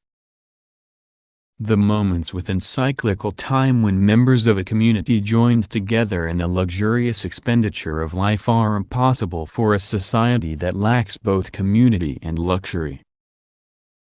Its vulgarized pseudo-festivals are parodies of real dialogue and gift-giving. They may incite waves of excessive economic spending, but they lead to nothing but disillusionments, which can be compensated only by the promise of some new disillusion to come. The less use value is present in the time of modern survival, the more highly it is exalted in the spectacle. The reality of time has been replaced by the publicity of time. 155 While the consumption of cyclical time in ancient societies was consistent with the real labor of those societies, the pseudo-cyclical consumption of developed economies contradicts the abstract irreversible time implicit in their system of production. Cyclical time was the really lived time of unchanging illusions. Spectacular time is the illusorily lived time of a constantly changing reality. 156 The production process's constant innovations are not echoed in consumption, which presents nothing but an expanded repetition of the past. Because dead labor continues to dominate living labor, in spectacular time the past continues to dominate the present. 157 The lack of general historical life also means that individual life as yet has no history. The pseudo-events that vie for attention in spectacular dramatizations have not been lived by those who are informed about them, and in any case they are soon forgotten due to their increasingly frenetic replacement at every pulsation of the spectacular machinery. Conversely, what is really lived has no relation to the society's official version of irreversible time, and clashes with the pseudo-cyclical rhythm of that time's consumable byproducts. This individual experience of a disconnected everyday life remains without language, without concepts, and without critical access to its own past, which has nowhere been recorded. Uncommunicated, misunderstood and forgotten, it is smothered by the spectacle's false memory of the unmemorable. 158 The spectacle, considered as the reigning society's method for paralyzing history and memory and for suppressing any history based on historical time, represents a false consciousness of time. 159 In order to force the workers into the status of free producers and consumers of commodified time, it was first necessary to violently expropriate their time. The imposition of the new spectacular form of time became possible only after this initial dispossession of the producers. 160 The unavoidable biological limitations of the workforce evident both in its dependence on the natural cycle of sleeping and waking and in the debilitating effects of irreversible time over each individual's lifetime are treated by the modern production system as strictly secondary considerations. As such, they are ignored in that system's official proclamations and in the consumable trophies that embody its relentless triumphant progress. Fixated on the delusory center around which his world seems to move, the spectator no longer experiences life as a journey toward fulfillment and toward death. Once he has given up on really living, he can no longer acknowledge his own death. Life insurance ads merely insinuate that he may be guilty of dying without having provided for the smooth continuation of the system following the resultant economic loss, while the promoters of the American way of death stress his capacity to preserve most of the appearances of life in his post-mortem state. On all the other fronts of advertising bombardment, it is strictly forbidden to grow old. Everybody is urged to economize on their youth capital, though such capital, however carefully managed, has little prospect of attaining the durable and cumulative properties of financial capital. This social absence of death coincides with the social absence of life. 161. As Hegel showed, time is the necessary alienation, the terrain where the subject realizes himself by losing himself, becomes other in order to become truly himself. In total contrast, the current form of alienation is imposed on the producers of an estranged present. In this spatial alienation, the society that radically separates the subject from the activity it steals from him is in reality separating him from his own time. This potentially surmountable social alienation is what has prevented and paralyzed the possibilities and risks of a living alienation within time. 162. Behind the fashions that come and go on the frivolous surface of the spectacle of pseudo-cyclical time, the grand style of an era can always be found in what is governed by the secret yet obvious necessity for revolution. 163. The natural basis of time, the concrete experience of its passage, becomes human and social by existing for humanity. The limitations of human practice imposed by the various stages of labor have humanized time and also dehumanized it, in the forms of cyclical time and of the separated irreversible time of economic production. The revolutionary project of a classless society, of an all-embracing historical life, implies the withering away of the social measurement of time in favor of a federation of independent times, a federation of playful individual and collective forms of irreversible time that are simultaneously present. This would be the temporal realization of authentic communism, which abolishes everything that exists independently of individuals. 164. The world already dreams of such a time. In order to actually live it, it only needs to become fully conscious of it. Chapter Territorial management. Whoever becomes the ruler of a city that is accustomed to freedom and does not destroy it can expect to be destroyed by it, for it can always find a pretext for rebellion in the name of its former freedom and age-old customs, which are never forgotten despite the passage of time or any benefits it has received.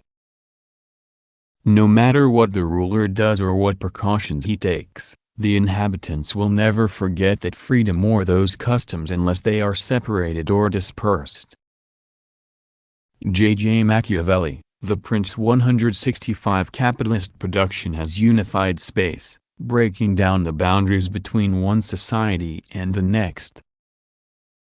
This unification is at the same time an extensive and intensive process of banalization. Just as the accumulation of commodities mass-produced for the abstract space of the market shattered all regional and legal barriers and all the medieval guild restrictions that maintained the quality of craft production, it also undermined the autonomy and quality of places. This homogenizing power is the heavy artillery that has battered down all the walls of China. 166. The free space of commodities is constantly being modified and rebuilt in order to become ever more identical to itself, to get as close as possible to motionless monotony.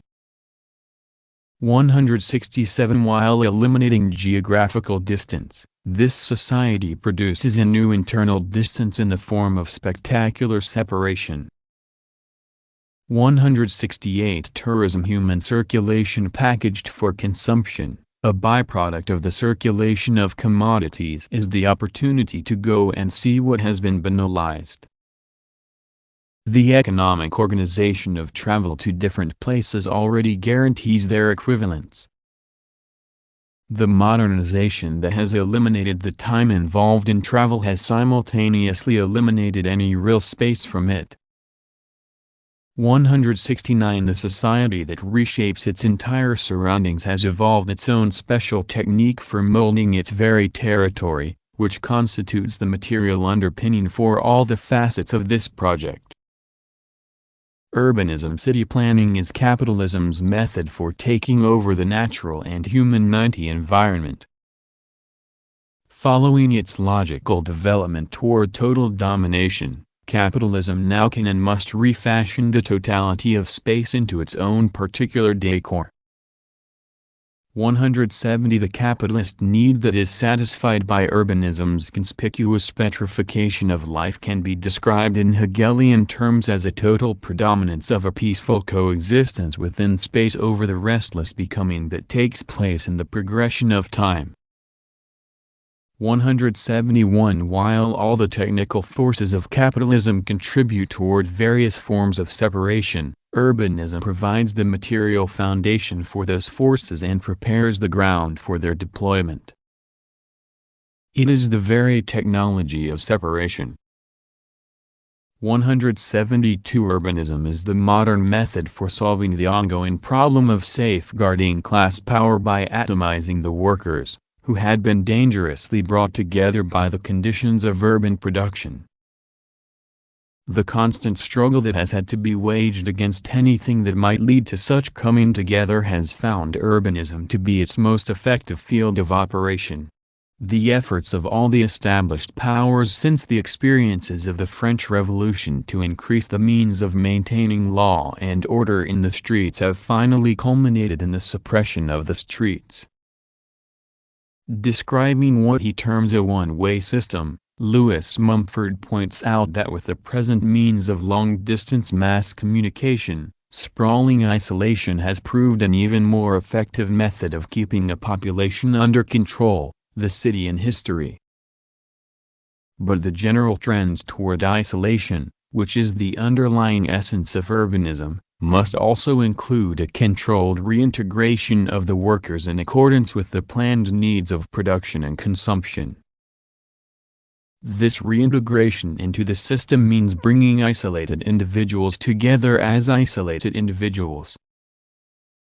Factories, cultural centers, tourist resorts and housing developments are specifically designed to foster this type of pseudo-community. The same collective isolation prevails even within the family cell, where the omnipresent receivers of spectacular messages fill the isolation with the dominant images that derive their full power precisely from that isolation. 173 In all previous periods architectural innovations were designed exclusively for the ruling classes. Now for the first time a new architecture has been designed specifically for the poor. The aesthetic poverty and vast proliferation of this new experience in habitation stem from its mass character, which character in turn stems both from its function and from the modern conditions of construction. The obvious core of these conditions is the authoritarian decision-making which abstractly converts the environment into an environment of abstraction. The same architecture appears everywhere as soon as industrialization has begun, even in the countries that are furthest behind in this regard, as an essential foundation for implanting the new type of social existence. The contradiction between the growth of society's material powers and the continued lack of progress toward any conscious control of those powers is revealed as glaringly by the developments of urbanism as by the issues of thermonuclear weapons or genetic modification, where the possibility of manipulating heredity is already on the horizon. 174 The self-destruction of the urban environment is already well underway. The explosion of cities into the countryside, covering it with what Mumford calls a formless mass of thinly spread semi-urban tissue, is directly governed by the imperatives of consumption. The dictatorship of the automobile, the pilot product of the first stage of commodity abundance, has left its mark on the landscape with the dominance of freeways, which tear up the old urban centers and promote an ever wider dispersal. Within this process, various forms of partially reconstituted urban fabric fleetingly crystallize around distribution factories, giant shopping centers erected in the middle of nowhere and surrounded by acres of parking space. These temples of frenetic consumption are subject to the same irresistible centrifugal momentum, which casts them aside as soon as they have engendered enough surrounding development to become overburdened secondary centers in their turn. But the technical organization of consumption is only the most visible aspect of the general process of decomposition that has brought the city to the point of consuming itself. 175 Economic history, whose entire previous development centered around the opposition between city and country, has now progressed to the point of nullifying both. As a result of the current paralysis of any historical development apart from the independent movement of the economy, the incipient disappearance of city and country does not represent a transcendence of their separation, but their simultaneous collapse. The mutual erosion of city and country, resulting from the failure of the historical movement through which existing urban reality could have been overcome, is reflected in the eclectic mixture of their decomposed fragments that blanket the most industrialized regions of the world.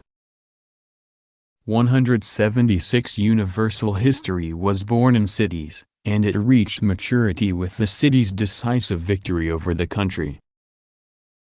For Marx, one of the greatest revolutionary merits of the bourgeoisie was the fact that it subjected the country to the city, whose very air is liberating. But if the history of the city is a history of freedom, it is also a history of tyranny, a history of state administrations controlling not only the countryside but the cities themselves. The city has been the historical battleground of the struggle for freedom, but it has yet to host its victory. The city is the focal point of history because it embodies both a concentration of social power, which is what makes historical enterprises possible, and a consciousness of the past. The current destruction of the city is thus merely one more reflection of humanity's failure, thus far, to subordinate the economy to historical consciousness, of society's failure to unify itself by reappropriating the powers that have been alienated from it. 177 The country represents the complete opposite, isolation and separation, the German ideology. As urbanism destroys the cities, it recreates a pseudo-countryside devoid both of the natural relations of the traditional countryside and of the direct, and directly challenged, social relations of the historical city. The conditions of habitation and spectacular control in today's planned environment have created an artificial neo-peasantry. The geographical dispersal and the narrow-mindedness that have always prevented the peasantry from undertaking independent action and becoming a creative historical force are equally characteristic of these modern producers, for whom a world of their own making is as inaccessible as were the natural rhythms of work in agrarian societies.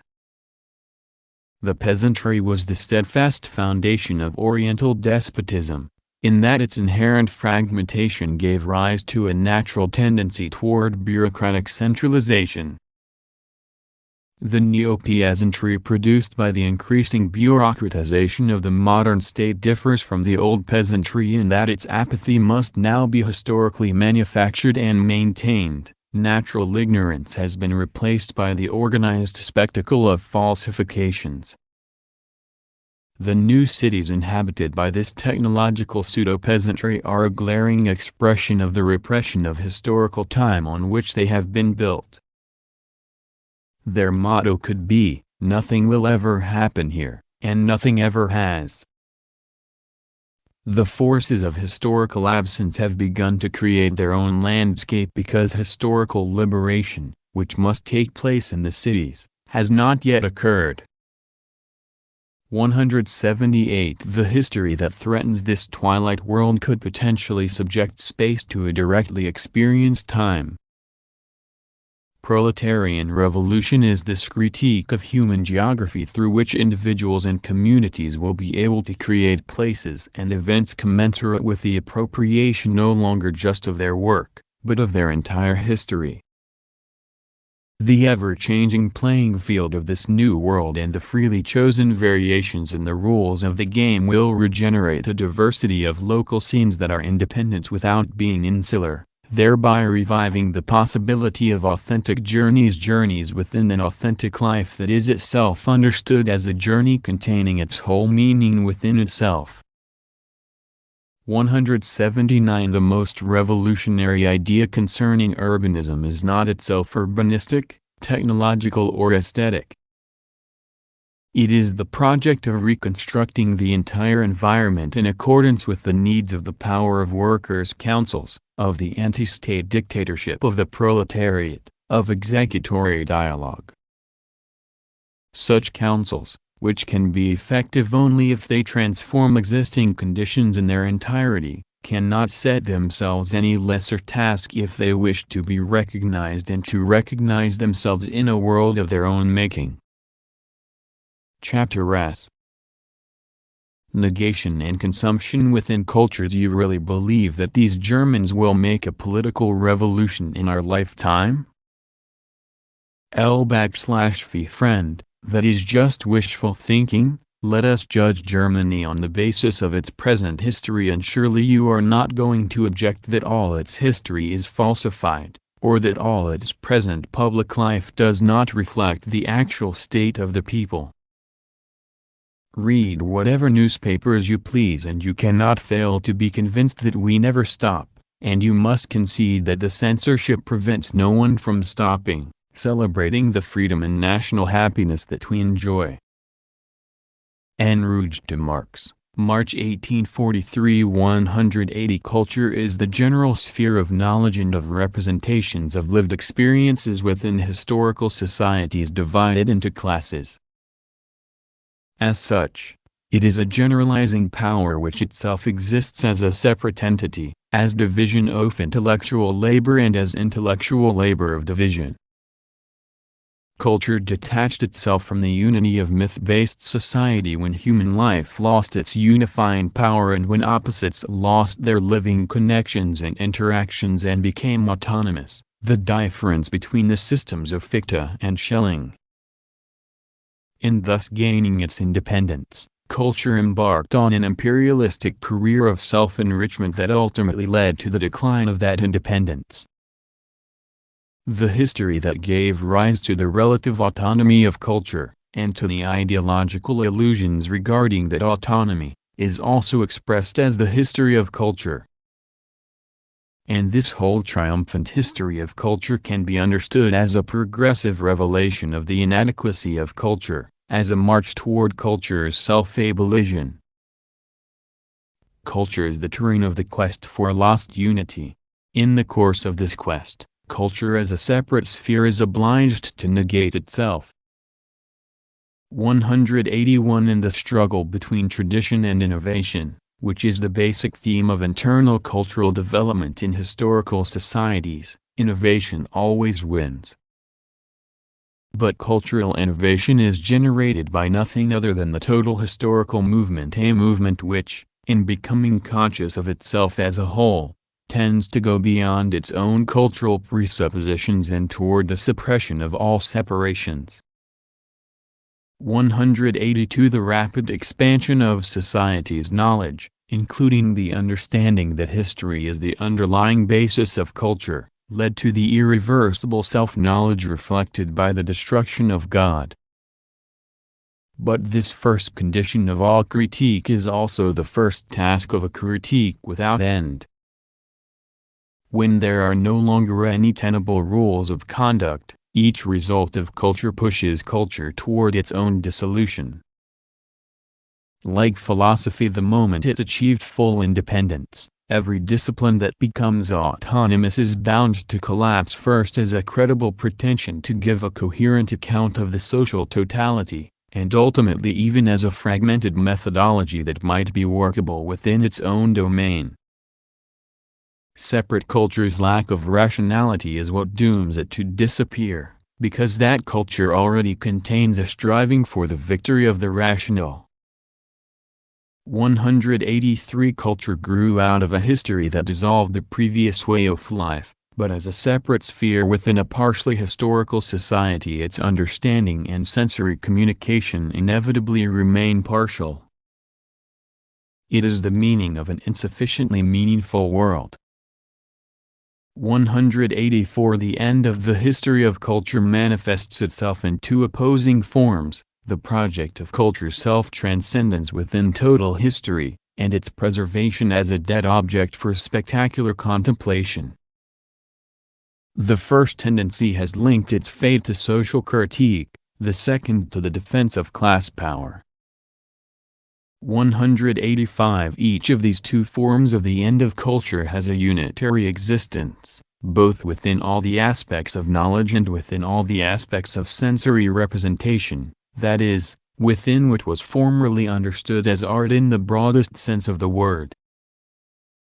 In the case of knowledge, the accumulation of branches of fragmentary knowledge, which become unusable because approval of existing conditions ultimately requires renouncing one's own knowledge, is opposed by the theory of praxis, which alone has access to the truth of all these forms of knowledge since it alone knows the secret of their use. In the case of sensory representations, the critical self-destruction of society's former common language is opposed by its artificial reconstruction within a commodity spectacle, the illusory representation of non-life. 186 Once society has lost its myth-based community, it loses all the reference points of truly common language until such time as the divisions within the inactive community can be overcome by the inauguration of a real historical community. When art, which was the common language of social inaction, develops into independent art in the modern sense, emerging from its original religious universe and becoming individual production of separate works, it too becomes subject to the movement governing the history of all separate culture. Its declaration of independence is the beginning of its end. 187 The positive significance of the modern decomposition and formal destruction of all art is that the language of communication has been lost. The negative implication of this development is that a common language can no longer take the form of the unilateral conclusions that characterize the art of historical societies' belated portrayals of someone else's dialogueless life, which accepted this lack as inevitable but must now be found in a praxis that unifies direct activity with its own appropriate language. The point is to actually participate in the community of dialogue and the game with time that up till now have merely been represented by poetic and artistic works. 188 When art becomes independent and paints its world in dazzling colors, a moment of life has grown old. Such a moment cannot be rejuvenated by dazzling colors, it can only be evoked in memory. The greatness of art only emerges at the dusk of life. 189 The historical time that invaded art was manifested first of all in the sphere of art itself, beginning with the Baroque. Baroque was the art of a world that had lost its center with the collapse of the last mythical order, the medieval synthesis of a unified Christianity with the ghost of an empire which had harmonized heavenly and earthly government. The art of change inevitably embodied the same ephemerality that it discovered in the world. As Eugenio Dorth put it, it chose life as opposed to eternity. The outstanding achievements of Baroque were in theater and festival, or in theatrical festivals, where the sole purpose of each particular artistic expression was to contribute to the composition of a scene, a scene which had to serve as its own center of unification, and that center was passage one, the expression of a threatened equilibrium within the overall dynamic disorder.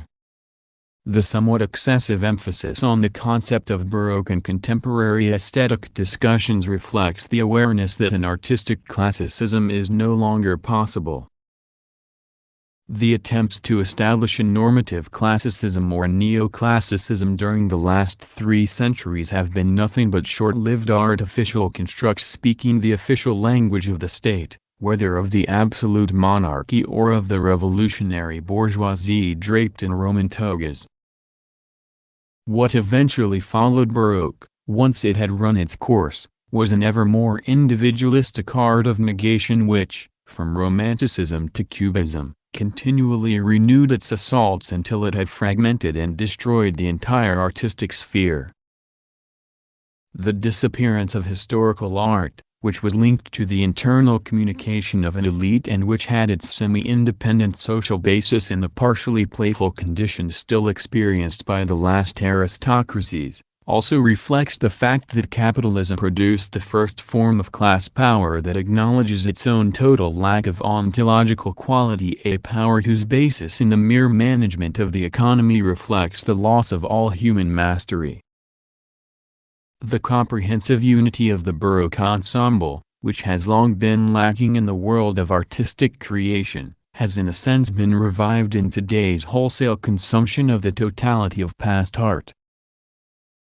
As all the art of the past comes to be recognized and appreciated historically, and is retrospectively reclassified as phases of a single world art, it is incorporated into a global disorder that can itself be seen as a sort of Baroque structure at a higher level, a structure that absorbs Baroque art itself along with all its possible revivals. For the first time in history, the arts of all ages and civilizations can be known and accepted together, and the fact that it has become possible to collect and recollect all these art historical memories marks the end of the world of art. In this age of museums in which artistic communication is no longer possible, all the previous expressions of art can be accepted equally, because whatever particular communication problems they may have had are eclipsed by all the present-day obstacles to communication in general.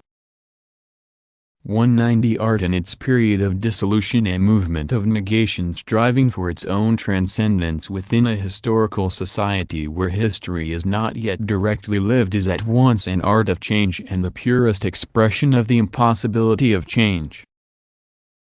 The more grandiose its pretensions, the further from its grasp is its true fulfillment.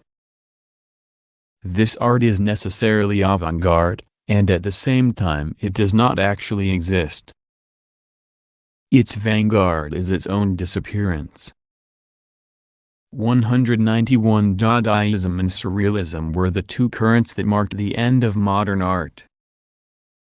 Though they were only partially conscious of it, they were contemporaries of the last great offensive of the revolutionary proletarian movement, and the defeat of that movement, which left them trapped within the very artistic sphere whose decrepitude they had denounced, was the fundamental reason for their immobilization. Dadaism and Surrealism were historically linked yet also opposed to each other.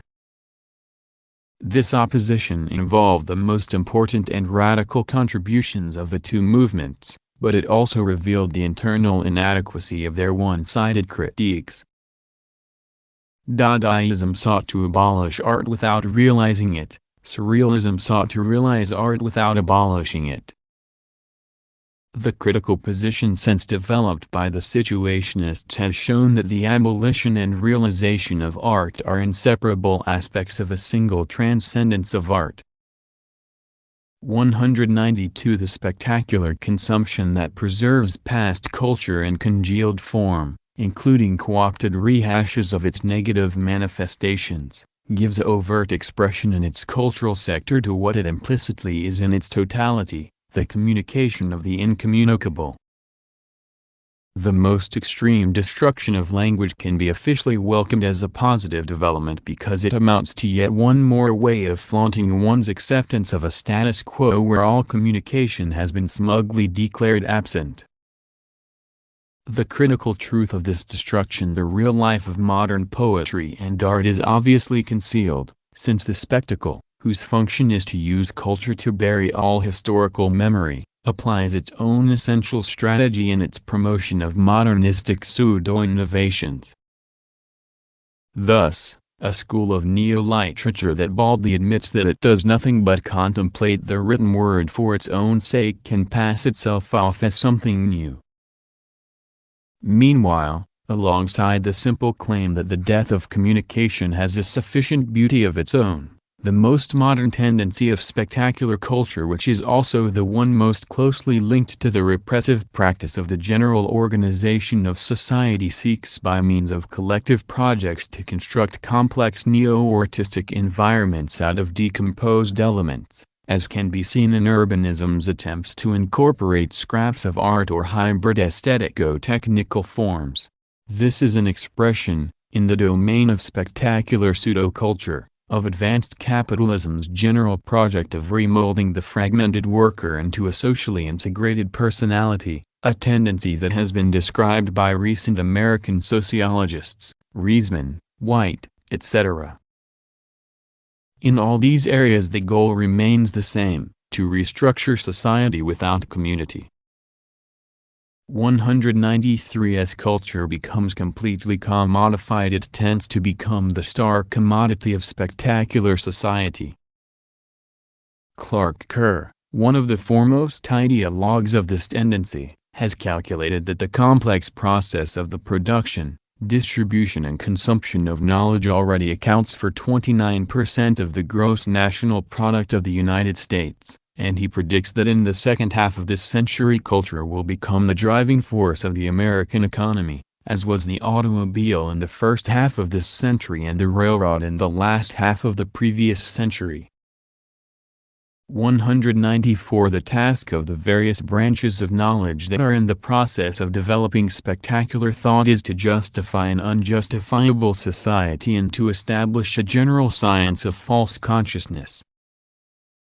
This thought is totally conditioned by the fact that it cannot recognize, and does not want to recognize, its own material dependence on the spectacular system. 195. The official thought of the social organization of appearances is itself obscured by the generalized subcommunication that it has to defend. It cannot understand that conflict is at the origin of everything in its world. The specialists of spectacular power, a power that is absolute within its realm of one-way communication, are absolutely corrupted by their experience of contempt and by the success of that contempt, because they find their contempt confirmed by their awareness of how truly contemptible spectators really are. 196. As the very triumphs of the spectacular system pose new problems, a new division of tasks appears within the specialized thought of that system. On one hand, a spectacular critique of the spectacle is undertaken by modern sociology, which studies separation exclusively by means of the conceptual and material instruments of separation.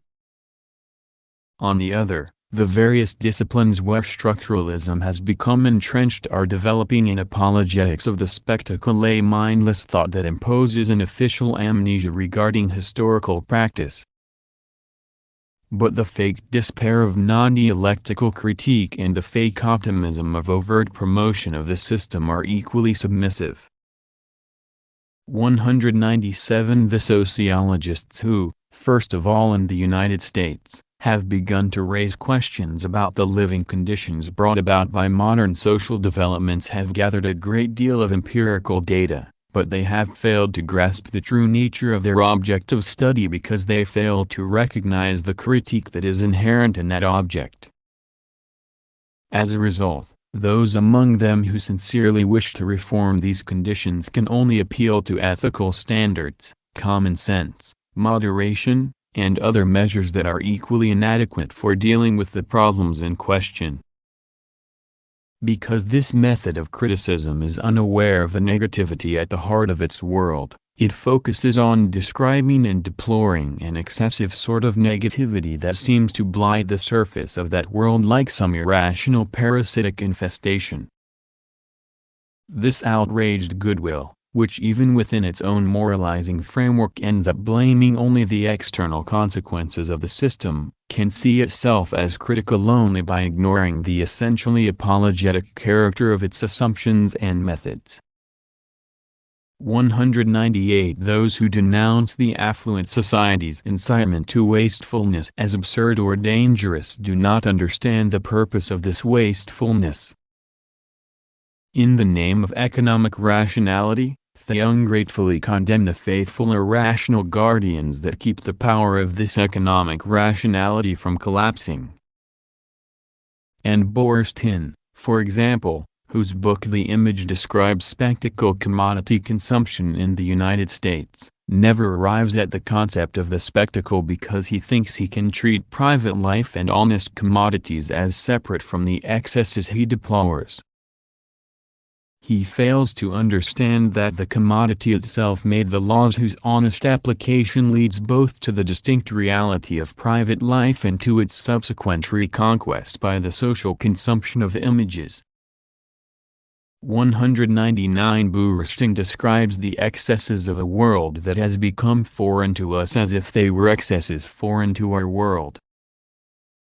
When, like a moral or psychological prophet, he denounces the superficial reign of images as a product of our extravagant expectations, he is implicitly contrasting these excesses to a normal life that has no reality in either his book or his era.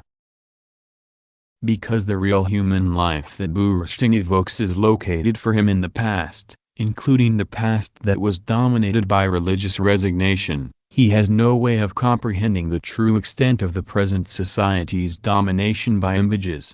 We can truly understand this society only by negating it.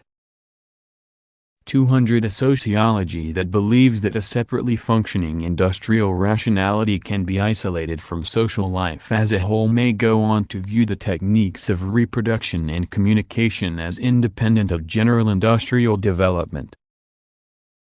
Thus Borstin concludes that the situation he describes is caused by an unfortunate but almost fortuitous encounter of an excessive technology of image diffusion with an excessive appetite for sensationalism on the part of today's public. This amounts to blaming the spectacle on modern man's excessive inclination to be a spectator. Borstin fails to see that the proliferation of the prefabricated pseudo-events he denounces flows from the simple fact that the overwhelming realities of present-day social existence prevent people from actually living events for themselves.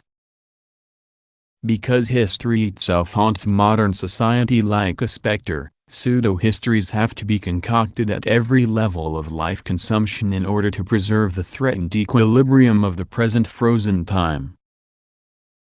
201 The current tendency towards structuralist systematization is based on the explicit or unconscious assumption that this brief freezing of historical time will last forever. The anti-historical thought of structuralism believes in the eternal presence of a system that was never created and that will never come to an end. Its illusion that all social practice is unconsciously determined by pre-existing structures is based on illegitimate analogies with structural models developed by linguistics and anthropology, or even on models used for analyzing the functioning of capitalism, models that were already inaccurate even in their original contexts. This fallacious reasoning stems from the limited intellectual capacity of the academic functionaries hired to expound this thought, who are so thoroughly caught up in their awestruck celebration of the existing system that they can do nothing but reduce all reality to the existence of that system.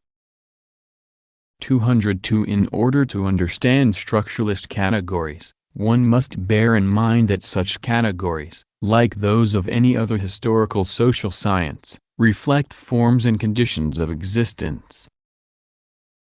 Just as one does not judge an individual by what he thinks about himself, One cannot judge or admire this particular society by assuming that the language it speaks to itself is necessarily true.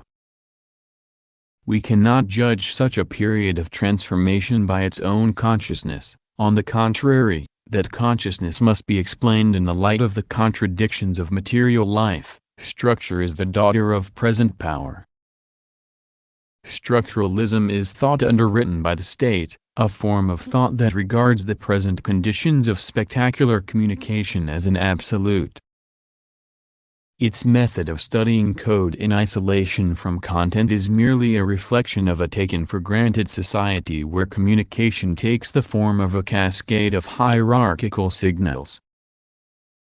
Structuralism does not prove the trench historical validity of the society of the spectacle. On the contrary, it is the society of the spectacle, imposing itself in its overwhelming reality, that validates the frigid dream of structuralism. 203 The critical concept of the spectacle can also undoubtedly be turned into one more hollow formula of sociologico-political rhetoric used to explain and denounce everything in the abstract, thus serving to reinforce the spectacular system. It is obvious that ideas alone cannot lead beyond the existing spectacle. At most, they can only lead beyond existing ideas about the spectacle. To actually destroy the society of the spectacle, people must set a practical force into motion. A critical theory of the spectacle cannot be true unless it unites with the practical current of negation in society, and that negation, the resumption of revolutionary class struggle, can for its part only become conscious of itself by developing the critique of the spectacle, which is the theory of its real conditions, the concrete conditions of present-day oppression, and which also reveals that negation's hidden potential. This theory does not expect miracles from the working class. It envisages the reformulation and fulfillment of proletarian demands as a long-term task. To make an artificial distinction between theoretical and practical struggle, for the formulation and communication of the type of theory envisaged here is already inconceivable without a rigorous practice, it is certain that the obscure and difficult path of critical theory must also be the fate of the practical movement acting on the scale of society. 204 Critical theory must communicate itself in its own language of contradiction, which must be dialectical in both form and content. It must be an all-inclusive critique, and it must be grounded in history. It is not a zero degree of writing, but its reversal. It is not a negation of style, but the style of negation. 205 The very style of dialectical theory is a scandal and abomination to the prevailing standards of language and to the sensibilities molded by those standards, because while it makes concrete use of existing concepts it simultaneously recognizes their rediscovered fluidity and their inevitable destruction. 206 This style, which includes a critique of itself, must express the domination of the present critique over its entire past. Dialectical theory's mode of exposition reveals the negative spirit within it. Truth is not like some finished product in which one can no longer find any trace of the tool that made it. Hegel. This theoretical consciousness of a movement whose traces must remain visible within it is manifested by the reversal of established relationships between concepts and by the determinant of all the achievements of earlier critical efforts. Hegel's characteristic practice of reversing the genitive was an expression of historical revolutions, though that expression was confined to the form of thought. The young Marx, inspired by Feuerbach's systematic reversal of subject and predicate, achieved the most effective use of this insurrectional style, which answers the philosophy of poverty with the poverty of philosophy. Derailment radicalizes previous critical conclusions that have been petrified into respectable truths and thus transformed into lies. Kierkegaard already used it deliberately, though he also denounced it, But despite all your twists and turns, just as jam always returns to the pantry, you always end up introducing some little phrase which is not your own, and which awakens disturbing recollections, philosophical fragments. As he acknowledged elsewhere in the same book, this use of derangement requires maintaining one's distance from whatever has been perverted into an official truth. One further remark regarding your many complaints that I introduced borrowed expressions into my exposition. I do not deny that I did so. It was in fact done deliberately. In the next section of this work, if I ever write such a section, I intend to call this topic by its true name and to clothe the problem in its historical attire. 207 Ideas improve. The meaning of words plays a part in that improvement. Plagiarism is necessary. Progress depends on it. It sticks close to an author's phrasing, exploits his expressions, deletes a false idea, replaces it with the right one. 208 Derangement is the opposite of quotation, of appealing to a theoretical authority that is inevitably tainted by the very fact that it has become a quotation, a fragment torn from its own context and development, and ultimately from the general framework of its period and from the particular option, appropriate or erroneous, that it represented within that framework. Derangement is the flexible language of anti-ideology. It appears in communication that knows it cannot claim to embody any inherent or definitive certainty. It is language that cannot and need not be confirmed by any previous or supracritical reference. On the contrary, its own internal coherence and practical effectiveness are what validate the previous kernels of truth it has brought back into play. Derangement has grounded its cause on nothing but its own truth as present critique. 209 The element of overt derangement in formulated theory refutes any notion that such theory is durably autonomous.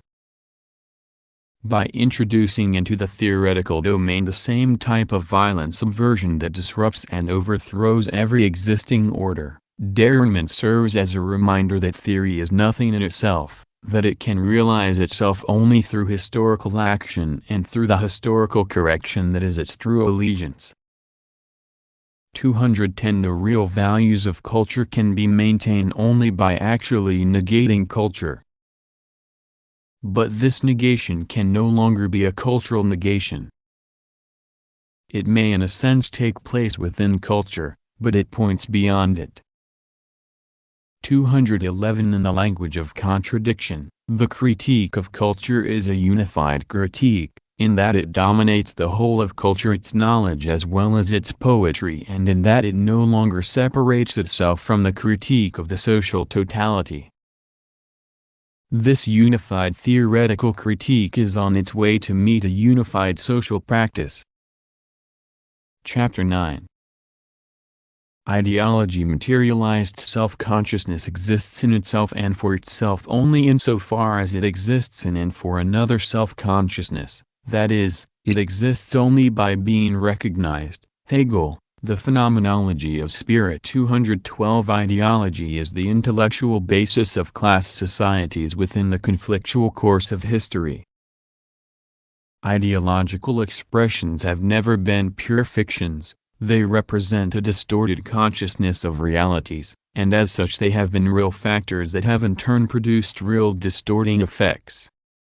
This interconnection is intensified with the advent of the spectacle of the materialization of ideology brought about by the concrete success of an autonomized system of economic production which virtually identifies social reality with an ideology that has remolded all reality in its own image.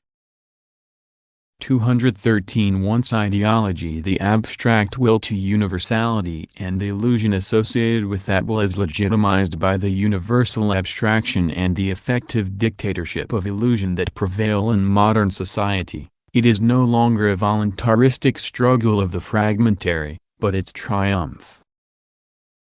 At that point, Ideological pretensions take on a sort of flat, positivistic precision. They no longer represent historical choices, they are assertions of undeniable facts. In such a context, the particular names of ideologies tend to disappear. The specifically ideological forms of system supporting labor are reduced to an epistemological base that is itself presumed to be beyond ideology. Materialized ideology has no name, just as it has no formulatable historical agenda. Which is another way of saying that the history of different ideologies is over. 214 Ideology, whose whole internal logic led toward what Mannheim calls total ideology, the despotism of a fragment imposing itself as pseudo-knowledge of a frozen totality, as a totalitarian worldview has reached its culmination in the immobilized spectacle of non-history. Its culmination is also its dissolution into society as a whole. When that society itself is concretely dissolved, ideology, the final irrationality standing in the way of historical life, must also disappear. 215 The spectacle is the epitome of ideology because in its plenitude it exposes and manifests the essence of all ideological systems, the impoverishment, enslavement and negation of real life. The spectacle is the material expression of the separation and estrangement between man and man. The new power of deception concentrated in it is based on the production system in which as the quantity of objects increases, so does the realm of alien powers to which man is subjected. This is the supreme stage of an expansion that has turned need against life. The need for money is thus the true need produced by the modern economic system, and it is the only need which the latter produces. Economic and philosophical manuscripts. Hegel's characterization of money as the life of what is dead, moving within itself, and real philosophy, has now been extended by the spectacle to all social life. 216 In contrast to the project outlined in the Theses on Feuerbach, the realization of philosophy in a praxis transcending the opposition between idealism and materialism, the spectacle preserves the ideological features of both materialism and idealism, imposing them in the pseudo-concreteness of its universe. The contemplative aspect of the old materialism, which conceives the world as representation and not as activity and which ultimately idealizes matter, is fulfilled in the spectacle, where concrete things are automatic masters of social life. Conversely, the dreamed activity of idealism is also fulfilled in the spectacle, through the technical mediation of signs and signals which ultimately materialize an abstract ideal. 217 The parallel between ideology and schizophrenia demonstrated in Gabel's false consciousness should be considered in the context of this economic materialization of ideology. Society has become what ideology already was. The fracturing of practice and the anti-dialectical false consciousness that results from that fracturing are imposed at every moment of everyday life, subjected to the spectacle, a subjection that systematically destroys the faculty of encounter and replaces it with a social hallucination, a false consciousness of encounter, an illusion of encounter. In a society where no one can any longer be recognized by others, each individual becomes incapable of recognizing his own reality. Ideology is at home, separation has built its own world.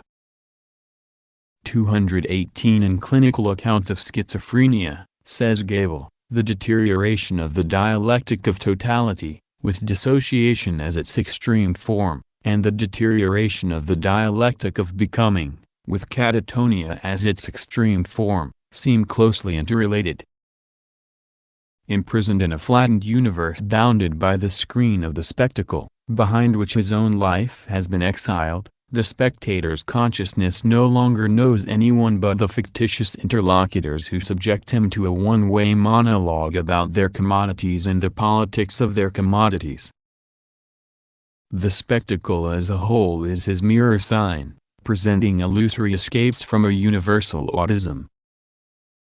219 The spectacle, which obliterates the boundaries between self and world by crushing the self besieged by the presence/absence of the world, also obliterates the boundaries between true and false by repressing all directly lived truth beneath the real presence of falsehood maintained by the organization of appearances.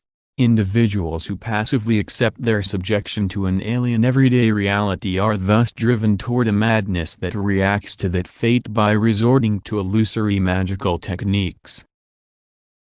The essence of this pseudo-response to an unanswerable communication is the acceptance and consumption of commodities. The consumer's compulsion to imitate is a truly infantile need, conditioned by all the aspects of his fundamental disposition. As Gable puts it in describing a quite different level of pathology, the abnormal need for representation here makes up for a torturing feeling of being on the edge of existence. 220 In contrast to the logic of false consciousness, which cannot truly know itself, the search for critical truth about the spectacle must also be a true critique. It must struggle and practice among the irreconcilable enemies of the spectacle, and admit that it is nothing without them. By rushing into sordid reformist compromises or pseudo-revolutionary collective actions, those driven by an abstract desire for immediate effectiveness are in reality obeying the ruling laws of thought, adopting a perspective that can see nothing but the latest news. In this way delirium reappears within the camp that claims to be opposing it. A critique seeking to go beyond the spectacle must know how to wait.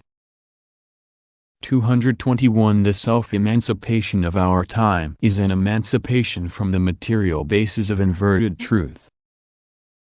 This historic mission of establishing truth in the world can be carried out neither by the isolated individual nor by atomized and manipulated masses, but only and always by the class that is able to dissolve all classes by reducing all power to the de-alienating form of realized democracy, to councils in which practical theory verifies itself and surveys its own actions. Only there are individuals directly linked to world history there where dialogue has armed itself to impose its own conditions. Notes. The following notes are partially based on a 1973 list that Guy Debord himself made of many of the quotations and détournements in order to help translators of his book, Relève provisoire des citations et des détournements de la société du spectacle, a list that can be found in Debord's œuvre. The same list, in some cases with additions by others, has been reproduced in pamphlet form and at various online sites. I have included all the material from Debord's original list plus whatever additional items I have been able to discover. I have not included others' editions unless I have been able to verify them. I have also added notes on some of the historical references. Debord's list is sometimes not very specific, for example détourné from Hegel. For the convenience of readers who may want to examine the sources in their original contexts, I have added more specific chapter or page references when I have been able to locate them. Note that Debord almost always used French versions. In some cases the original texts, for example the German of Hegel or Marx, have been differently translated into English, so the quotations and détournements do not always match perfectly. I have also sometimes chosen to render passages slightly differently from the translations I quote here. I hope these notes will help to clarify certain aspects of Debord's text and give some idea of how he worked. I would appreciate being informed of any errors or omissions. References are to the numbered theses of the book, not to page numbers. Chapter 1 Epigraph, Ludwig Feuerbach's The Essence of Christianity was published in 1841, the second edition appeared in 1843. 1. In societies, accumulation of spectacles, cf. The opening sentence of Marx's Capital, the wealth of societies in which the capitalist mode of production prevails presents itself as an immense accumulation of commodities. 2. The deceivers are deceived, literally. The liar has lied to himself. Debord says this is determined from Hegel. The truth verifies itself. An autonomous movement of the non-living, cf. Hegel's First Philosophy of Spirit and Real Philosophy, Part 1, 1803–1804, money is that materially existing concept, the unitary form or the possibility of all objects of need. By elevating need and work to this level of generality, a vast system of common interest and mutual dependence is formed among a great people, a self-propelling life of the dead, which moves hither and thither, blind and elemental, and, like a wild animal, it stands in constant need of being tamed and kept under control. 3. The spectacle presents itself simultaneously as society itself, as a part of society, and as a means of unification, the first example among many in this chapter revealing that the spectacle is not some fixed, objective entity that can be defined once and for all, but a multifaceted process or tendency within the present society that must be seen and examined from different angles. 4.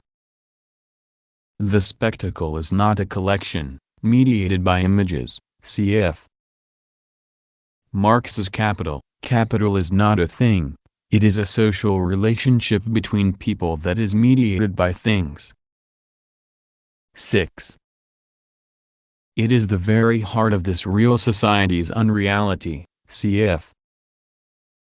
Marx's Introduction to a Critique of Hegel's Philosophy of Right. Religion is the sigh of the oppressed, the heart of a heartless world, the spirit of spiritless conditions.